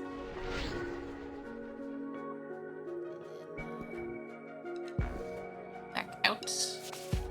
Yes, Yuenya! How come you didn't let your mentor know you were allowed to receive visits now? Is everything all right? I don't want to be a bother, but I would like to visit you and see how you're doing after 2 centuries of exile. Yeah, obviously.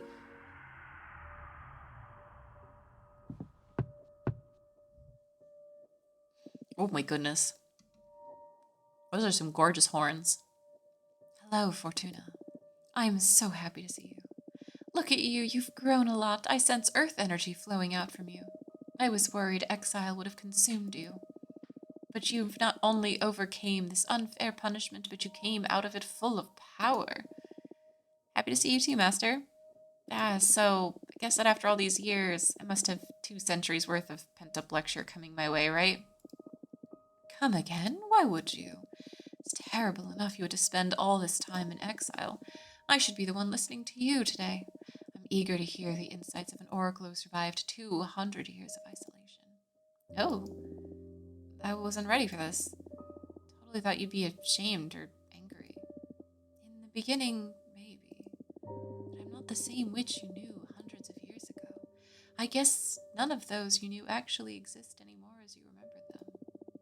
That's a sad thought, but yeah, I feel a bit alien even among my closest friends. Losing you has changed us all. Being cut off from my dear pupil so abruptly made me question my identity and my purpose.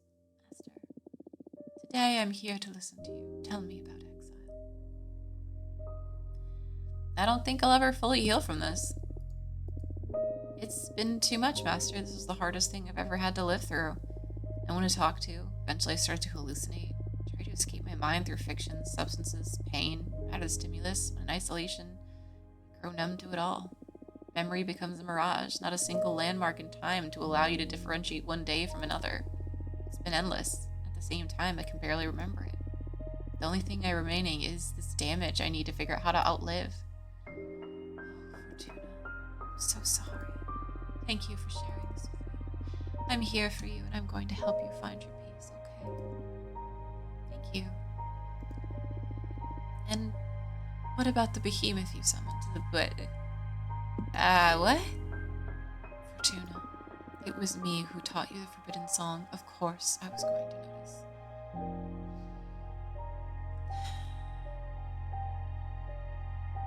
You know what? I don't regret using it. Of course, I'm happy you did. I taught you that spell for a reason. It would be twisted to teach you something that you weren't meant to use. You knew I'd eventually summon a behemoth. I wanted you to have the option. The option to break the magical pact? Yes. You see, laws are just an agreement between members of a community to have some broad guidelines about what is correct and what not. But hardly any law survives every context. Plus, to be frank, most of us are shoved into a system of rules we haven't previously agreed upon. I hear you. In this case, it saved my life. I knew that this day would come. At the moment you used the forbidden song, you would become a fully fledged witch. You are no longer my apprentice, and I am no longer your master. That makes me feel kind of sad. Me too. Now we can relax and become something better than mentor and mentee. She's so precious. She's such a good mentor. She's so kind. This makes me 1,000% happier that I instituted the mentorship program, because everyone needs this. Everyone needs this. Now we can be friends, and I can rely on you. We can rely on each other. It's gonna be weird to treat you like I treat my friends. I'm starting to regret this. Fortuna, I am proud of you. You're gonna make me cry. Who would have thought that praise is what would finally break through your armor? Whatever, it's been a difficult couple of centuries. I know, my friend, I know. By the way, speaking of surprises, what's this about you getting into politics? I want to help create a better universe. Oh, that's so unlike you. Hey, what does that mean? Sorry, I mean, this is good, I think. I've always been so self-centered, I never expected that 200 years alone with yourself would change that. I finally got sick of myself. I'm sure it'll pass. Can I help you in any way? Can you vouch for us among the academics? Gladly. Thank you so much. Oh, I can't wait anymore. Legend is spreading fast within the coven. Want to see your new deck, please? No. Okay, but first I should warn you about its true nature. Oh, what might that be? Adana's corpse visited me not long ago, and why she sent me to exile.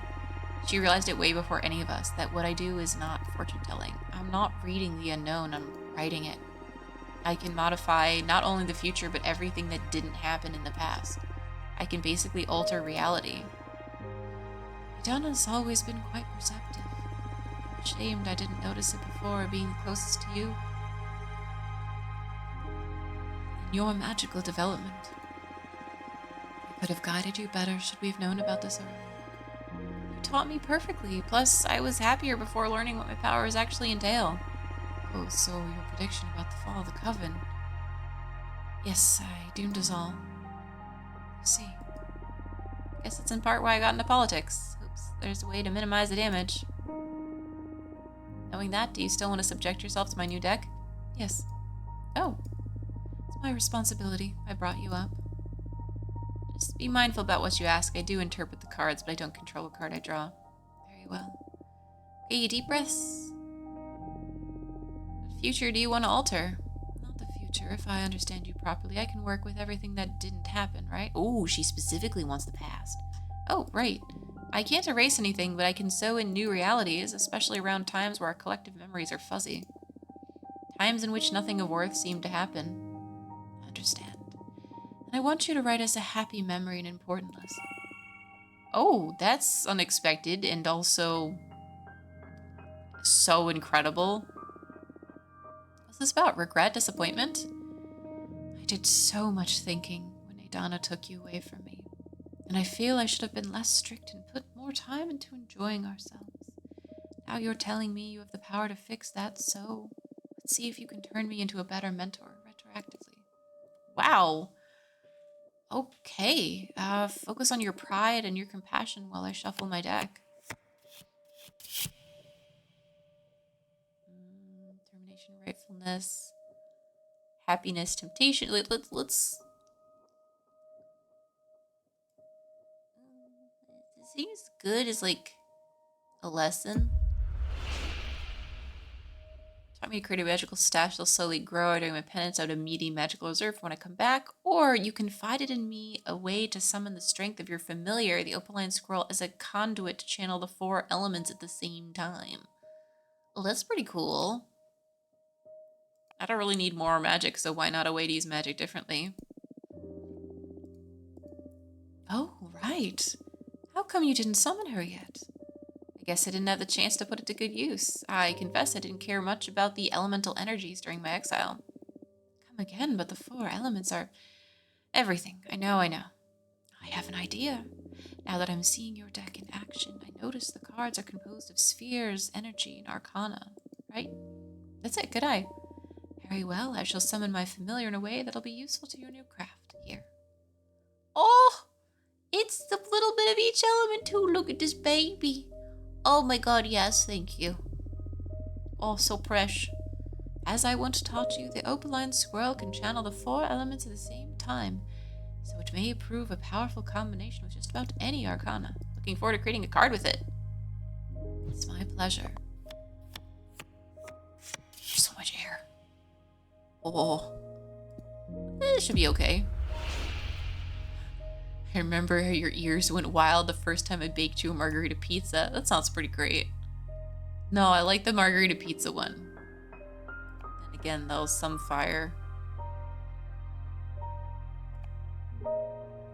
Some fire might be good for us, actually. We have so much air. Okay, this is a fine memory, honestly. It's one of the first times where fire isn't like something terrible happens.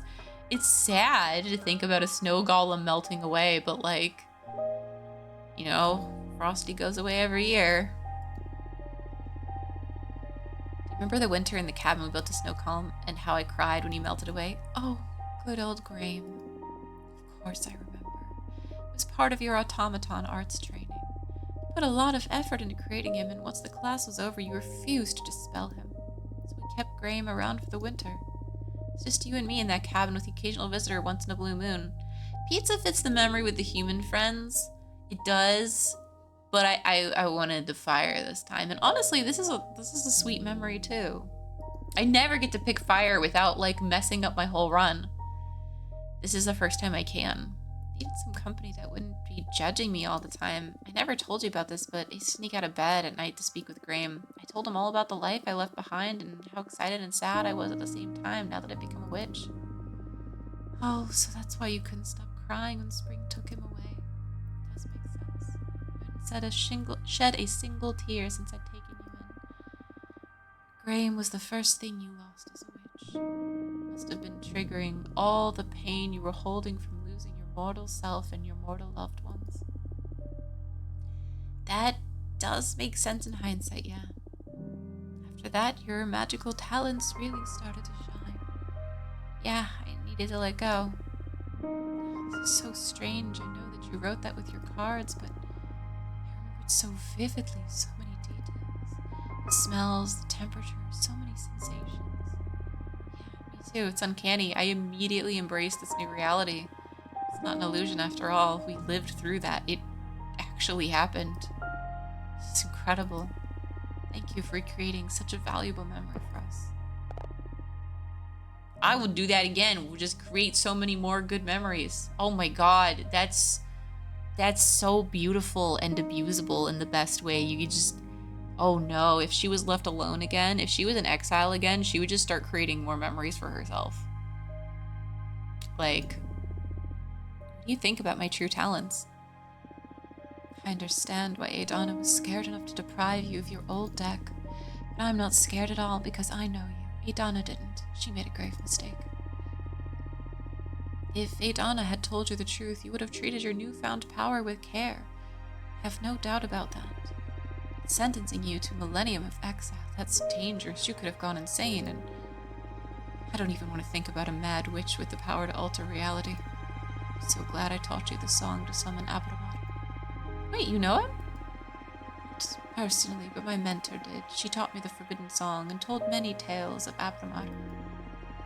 Never got used to the spell myself. Wait, tell me about your mentor in Ablamar. My mentor was a Sumerian witch, master of shapeshifting. She was one of the founders of our coven. Apparently they had to dispel Abramar because one of the sisters made a pact that endangered the fabric of time itself. My mentor rarely talked about the incident because it brought her sour memories that tainted her transformations. They had to erase her sister out of existence. They chained Abramar back into the forbidden song. Yeah, don't pirate these videos. Definitely don't. Like, for example, if you're looking for a book or, oh, I don't know, an academic article that you need to write a paper, oh man, definitely don't go to like gensci.lib or like library Genesis. Definitely don't go there to find the academic articles you need to cite for papers that you're looking for. Don't do that. Don't go to Sci-Hub. Oh man, such a bad idea. Definitely don't find also books there as well. That would be even worse. How dare you read, especially if, I don't know, maybe you're looking for things in different languages or textbooks. Man, it would be so bad if you didn't have to pay crazy prices for textbooks for college. That's insane to think about. Oh man. Definitely not condoning this, but I'm also telling you that definitely these websites are super dangerous. Don't go there. I mean, by dangerous, you know, for the wallets of the big companies that they won't make money. Like, everything is totally perfectly safe for you. I mean, I think she took it seriously. I think she had to kind of figure it out on her own. I know Abramar isn't happy about that. I'm sure, and my mentor felt quite sorry for everything. But what could they do? The price was too high. In any case, my mentor spoke fondly about their time with Abramar. Kind of sad I never got to summon him myself. How are you liking him? I like him very much. I owe my life. I'm so happy to hear that. I'm glad you found such a good ally. It's rare to hear you talk so fondly about anybody. I seriously still want that to be my romance. Like, listen, the Greth thing still felt really forced to me. Greth is a cool character, but the fact that it felt very forced, I didn't like that part. It makes me wish I could just, you know, be with Abramar instead. Just saying. Maybe we'll be poly or whatever. This is a very open game. I guess that extra dimensional beings are my weak spot. Listen, I want you to have something. I believe my dominion may prove a very valuable sphere for your creations. The 4 elements converge thereafter. Oh, yes. Reality warping or romance. Yeah. Yeah, I mean, I didn't think that that's what would happen. Like, I didn't think it would make me force my character to feel the way too. And also, yeah, I don't know. I wanted it to like make it be an option in the story, not that it would force me to fall in love with a person. But I guess that like that is the double-edged sword of wishes anyways, so still weird. I love this card though. Oh, this is gonna come in handy, all right. Plus, it's very nice to have a car that represents the place I grew up as a witch. Oh, Fortuna. Power is surprisingly the best friend. Is that the last one? Is that the fire one? I guess we'll find out. Thank you, Yuanya. Okay, tea time is over. Now you focus on the campaign. Change the world, my child. Yes. Back soon. Oh yeah, doesn't she have like 11 lovers now? It's like a whole thing. Oh, the power romance college. Oh yeah, I see what you mean. Okay, first of all, we're gonna... Super afraid of meeting with the producers, but they welcomed me with open arms. I'm a future producer after all. They were super interested in my peppermancy. They tried to seduce me towards Jasmine's side, but I stayed strong. I even managed to get some of them to sympathize with our program. Oh, and they're quite interested in the community service thing, by the way. Yes, I would figure so. Alright, yeah, we got the producers hard. Now, the question is, can we get... I mean, I think we're pretty good with oracles overall. How are we doing on the full coven? We're actually doing pretty good.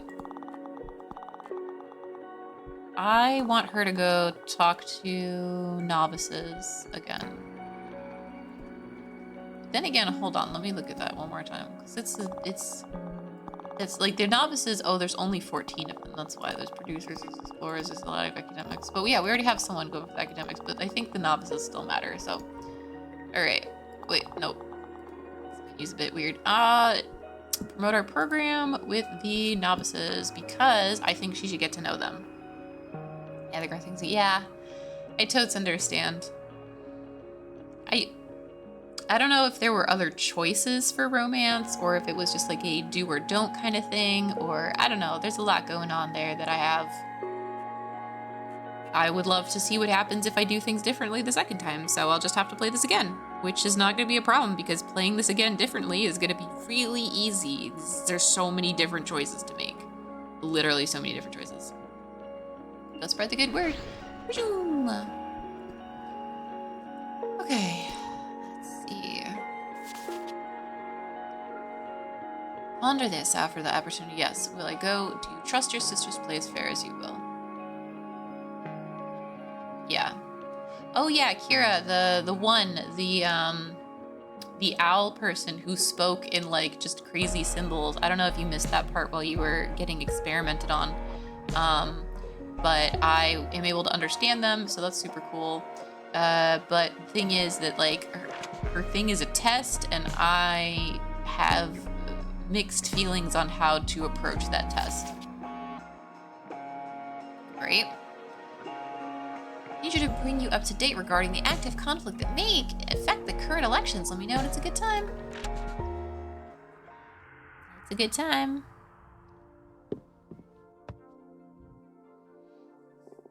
Hello again, Fortuna.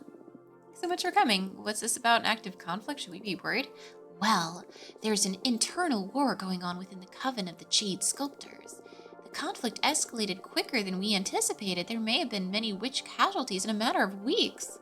So the Arbitrage Office had to intervene and minimize casualties and, above all, keep it contained and make sure no other coven takes part in the conflict. Let's see. First and foremost, we want to ask every coven to refrain from engaging in combat, no matter what the sculptors offer. Should you wish to offer assistance, keep it humanitarian. In fact, there is someone I would like to send your way. Your counsel has been very valuable to me, and by extension to the Arbitrage Office. Maybe you will be able to do the same for a group of refugees that had to leave the Jade Sculptors to save their skin. We need to bring some order into this chaos. Okay, sure, I'll talk with my team, see what we can do. Depending on how you handle it, it might be an opportunity. Ooh, shouldn't the Arbitrage Office be neutral? Not exactly. We have an objective, and that's to preserve peace within the Witch Society. Our policy is to avoid meddling in internal conflicts unless they become a threat to the rest of the community, like in this case. When the, shit hits the fan, we do whatever is best to keep the turmoil in check. And in this case, we thought that your newfound party is the best suited to this specific issue. Okay, I see. I'm giving notice to the office. They will tell Jira, the representative of the refugees, to make contact with you. Okay, can't promise anything though. You meet with her, no strings attached, and decide if there is something you and your party can do to help. Sure, I can do that. Very well, that'll be all. Something to confess? What? No. Protocol. As always, thank you for your time. Sure, thanks for coming. Bye. That was quick.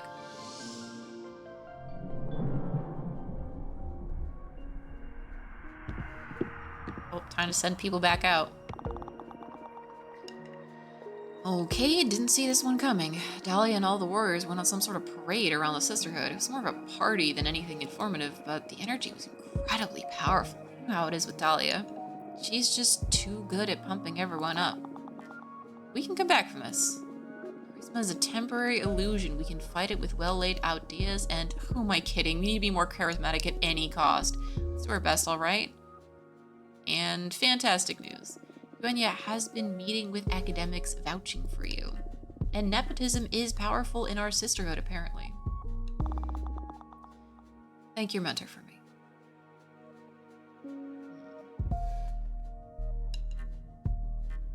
All right. You know what? I've decided. Let's try. Let's see what entropy thing does. Just because, honestly, if I don't talk to her again, I never get to talk to her again. And I'm just going to selfishly decide that talking to her again is a great idea. So I'm going to... Okay, back from a meeting from the explorers. Some of them want more freedom and less duties, but almost half of them want the Coven to invest more in projects. I understand that comes with some responsibilities. Mixed feelings here, but I believe I gained over some of them.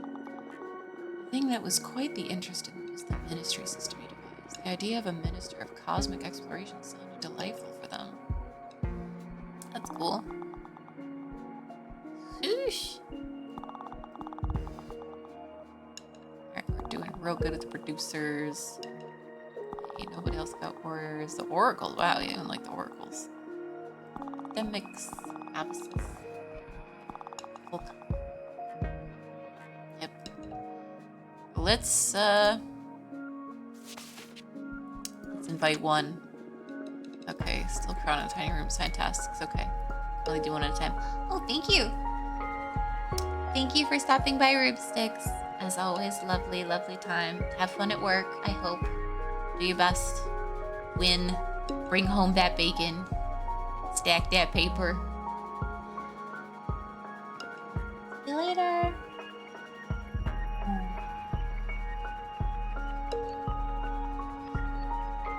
Thank you for the hydrated stretch gutter. I definitely had some more minty tea. Mint tea was good, actually. It's a really good call. Okay, that's trying to get me to see the potential. They were especially interested in the permit system for the Forbidden Arts. Makes them feel safe knowing no novice could misuse dangerous magic, but they like that it allows them to make good use of those powerful spells. Good work. Cool.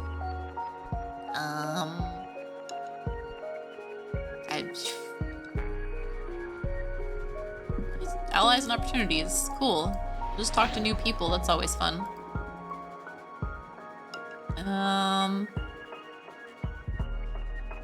Allies and opportunities. If I don't know what to do, I'll just not know what to do. Alright, let's invite one. Let's talk to one again. And let's make the decision to have entropy happen to Dahlia, especially since entropy happening to Dahlia's campaign makes perfect sense that they're just doing a whole, like, warrior thing. Hello, Oracle. Do you have an answer? Yep, I'm ready. Very well. Who do you want me to sabotage? I mean, I really want it to be no one. Oh, it feels like it's a test. Really feels like it's a test.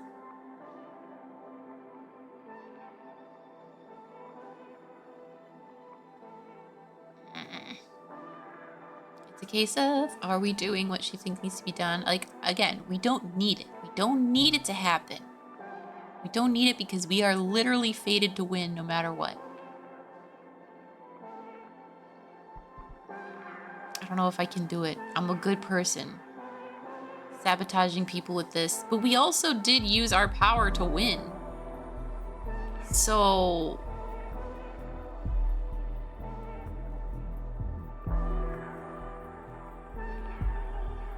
And I want, like, a proper sisterhood. You know, that's the whole thing. It's a sisterhood. If I sabotage their stuff, these are my own sisters I'm sabotaging.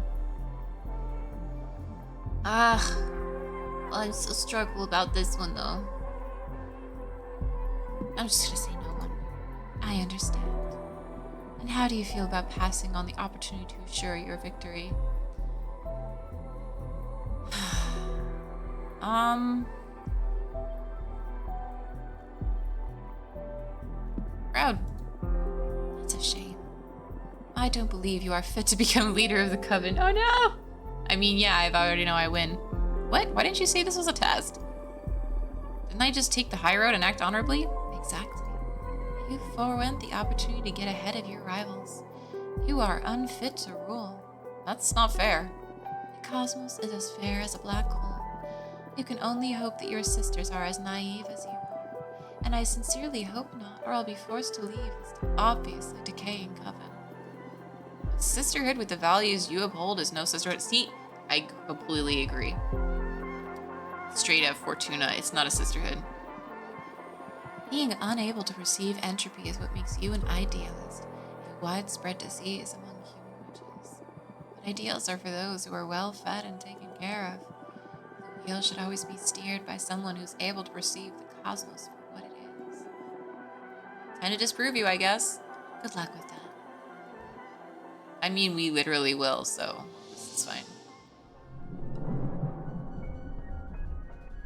Also, who's going to be able to understand one? Maybe the compressor. Maybe. Okay.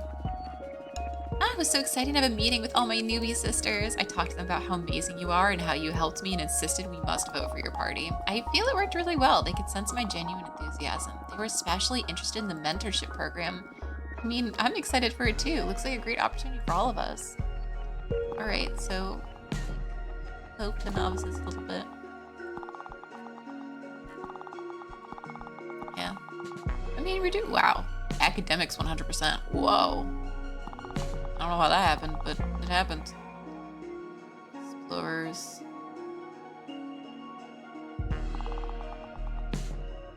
Oracles. Yeah, okay, I guess, you know. Obviously, we'll talk some more about the explorers, sure. Yo, oracles. Oh, sorry. You know what? Go talk to some explorers. You were curious about exploring around. Talk to producers. So promote our program with explorers. I'll go spread the good word. I like her meeting new people and coming back and telling me how excited she was to meet new people. Because, like, I think sending her to talk to all these groups of people and having a reason to do so is basically just an icebreaker for her. And now she's going to have just a whole bunch of new people she's spoken to before, and it'll help just in the long run, honestly, because like I'm fated to win. So in reality, while it's like useful for me, sure, to like do it the right way, quoties, and you know, use the system, I'm mostly just happy she's making friends. Oh, the Jade Sculptor. Hello, my name is Zira. Me and a group of sisters are fleeing from conflict in our former coven. We're being hunted and executed. I am desperate. Beg if you hear me out. Done.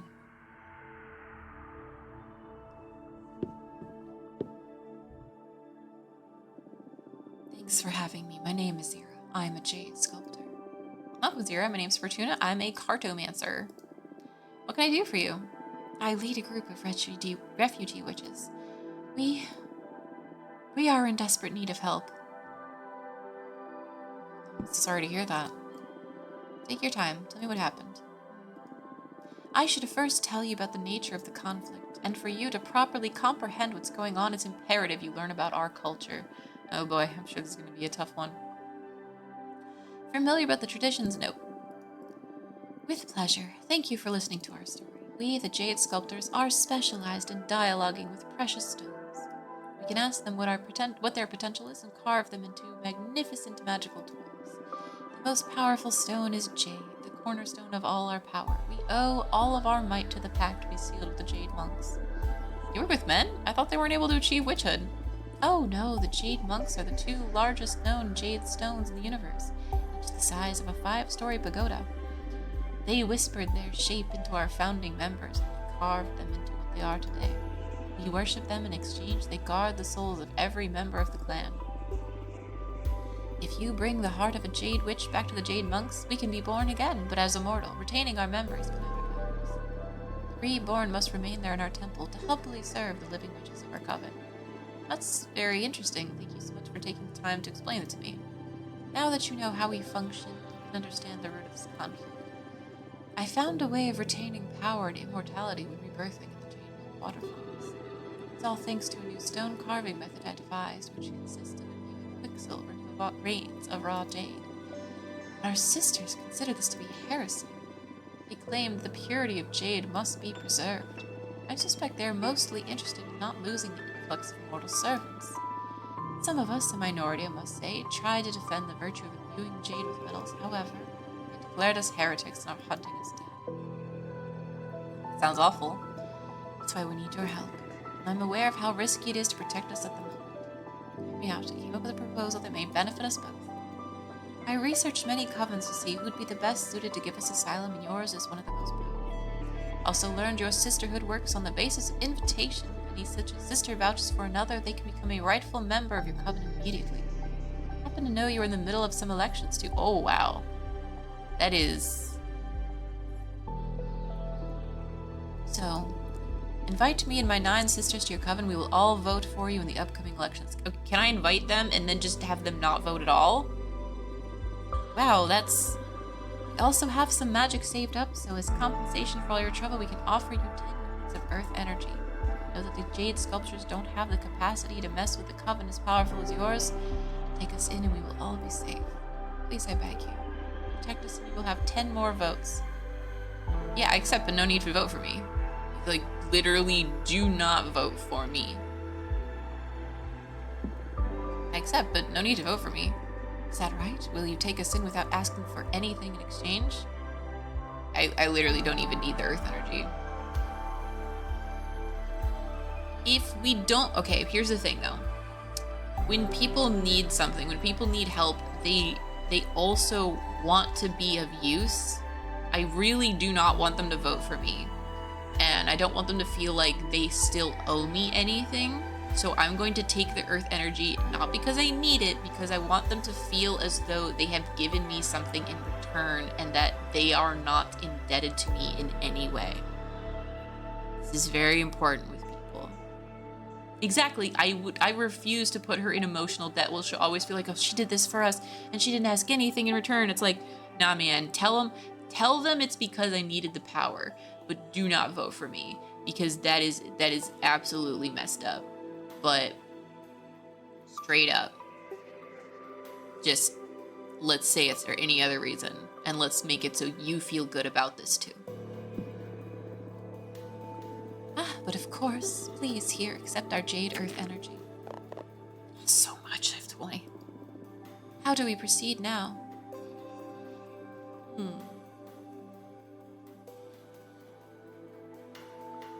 That's right. I can examine your future with my cards.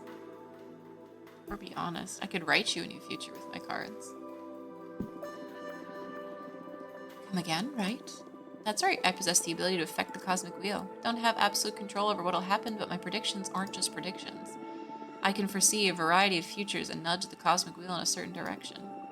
Your powers never cease to amaze me, much fortune. Would you like me to take a look at your possible futures? Yes, please. Alright, let me get the cards. I'll tell you they would vote for you if you did the other option. Yeah.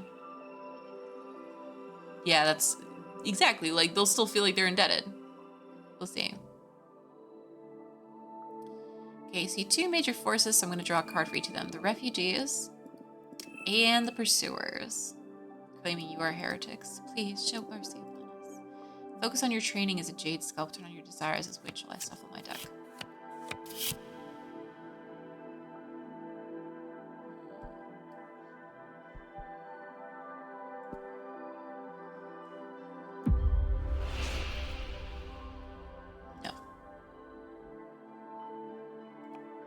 Realize the heresy in your actions. Find a way to make amends. No.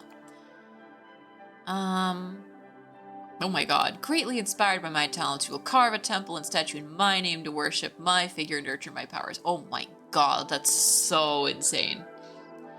Using your art of imbuing Jade with Quicksilver, you will fuse with your sisters to become a powerful entity that'll witness and survive to the end of the universe. Oh, that's super cool. Do that. Your arts pierce deep. That's a possibility I've been considering since I discovered the magical merging qualities of Quicksilver. It'll allow us to become powerful enough to survive our pursuers or do just about anything, really. But the price is losing our individuality. If your cards nudge fate in that direction, I guess I'll start working on that spell. Thank you for your guidance. I'm sure there's an even nicer one where they get to continue to be people, but it's still better than becoming, slaves. No matter where you hide, your four sisters will end up finding a way to punish you all one way or another. Nope. Jade monks you worship, displeased by the atrocities committed by your four sisters, will turn everyone except you into jade statues. Oh my god, that's also messed up. Your pursuers will eventually realize how ignorant they've been, will try to recruit you back and compensate you and your sisters for all the damage they caused. Yes, let's have a good thing happen to them. Also, it's better if they go back to, the coven they actually want to be a part of. That's rich. They'll try to recruit us back once we become an almighty cosmic entity. I do love the connection there. Don't see us ever forgiving them for hunting us down. But that's a hopeful picture, the one you're painting here, yeah? It's really gonna happen just as you wrote? Yep. If our four sisters really ended up acknowledging their mistakes, we truly are a fate bender. Because after all the hunting, I still don't believe this is a viable future. Now we can only place our trust in your abilities. Thank you, really. Now I'll focus on showing proper gratitude for you having taken us in. You are saving our lives in multiple ways. Hope everything works out for you all in the end. Okay. Game saved. Oh, there's more. Okay, 18 cycles left. All right. I have to go. Because, still got to deal with final stuff, and while I could honestly keep going, because literally, I actually like this part of the game. Maybe people complain about it because of all the little micromanaging stuff, but actually I don't know why people complain about it. I think this is really cool. There's so many things I can do at all the time. It makes me feel like I have a lot going on, which is it's the vibe they want to give you, but also it feels really cool because it changes the pace of the game in a way that I'm really enjoying right now. And I know it'll go back to the other pace in the future also, or maybe it won't, because maybe we'll be in charge of the whole clan. We'll have to deal with that. But still, that's so awesome. I'm loving this. I'm loving this, for reals. This is so cool. They want to make readings, not deal with politics. But I love politics. I also love politics. Well, okay, in games. In games, in shows, in places where you can be idealistic, in places where you can actually make changes. In real life, I hate politics. I hate politics in real life because I have no power whatsoever. I have nothing. I can do nothing. Nothing matters. But having intrigue, being able to change things, being able to influence things, being able to have a say. And when the group is small enough, 100 people is small enough, you can make actual legit stuff. It's awesome. Yeah. It's true. If anything you do becomes political, it is true. Yeah. So, loving this. Really looking forward to next Thursday. People hate realizing everything's politics. It's also poetics. It's both. And I get that. I totally understand. The political nature of things is extremely frustrating because politics is really just society on a large scale. Very frustrating, but yeah. Anyways, this was great. I love this. If anyone here wants to go back to the beginning and hear my rant about life, the universe, and everything, then emotions mostly, I totes recommend it because it's one of my favorite kind of things to do. Is just the kind of talks I get during this game is amazing. I get real fired up. I get real inspired by this game. I feel so many feelings playing this game. This is so cool and unique. So, yeah, yeah, next week's gonna be good. And I hope everyone else, I hope you have a wonderful weekend. And I look forward to seeing you all next time on a Tuesday. It'll be a good time. Have fun. And then, yeah, it's possible next semester I might have to change my schedule again, but who knows? I'm still going to do my best to keep this on Tuesday, Thursdays, and we'll go through there. Yeah, I feel you. But, you'll still have a weekend before I'm streaming again, so I'm still, wishing you the weekend that'll happen eventually. So, we'll get there one step at a time. Yeah. Study hard and good luck. Good night, everyone. Have a good time.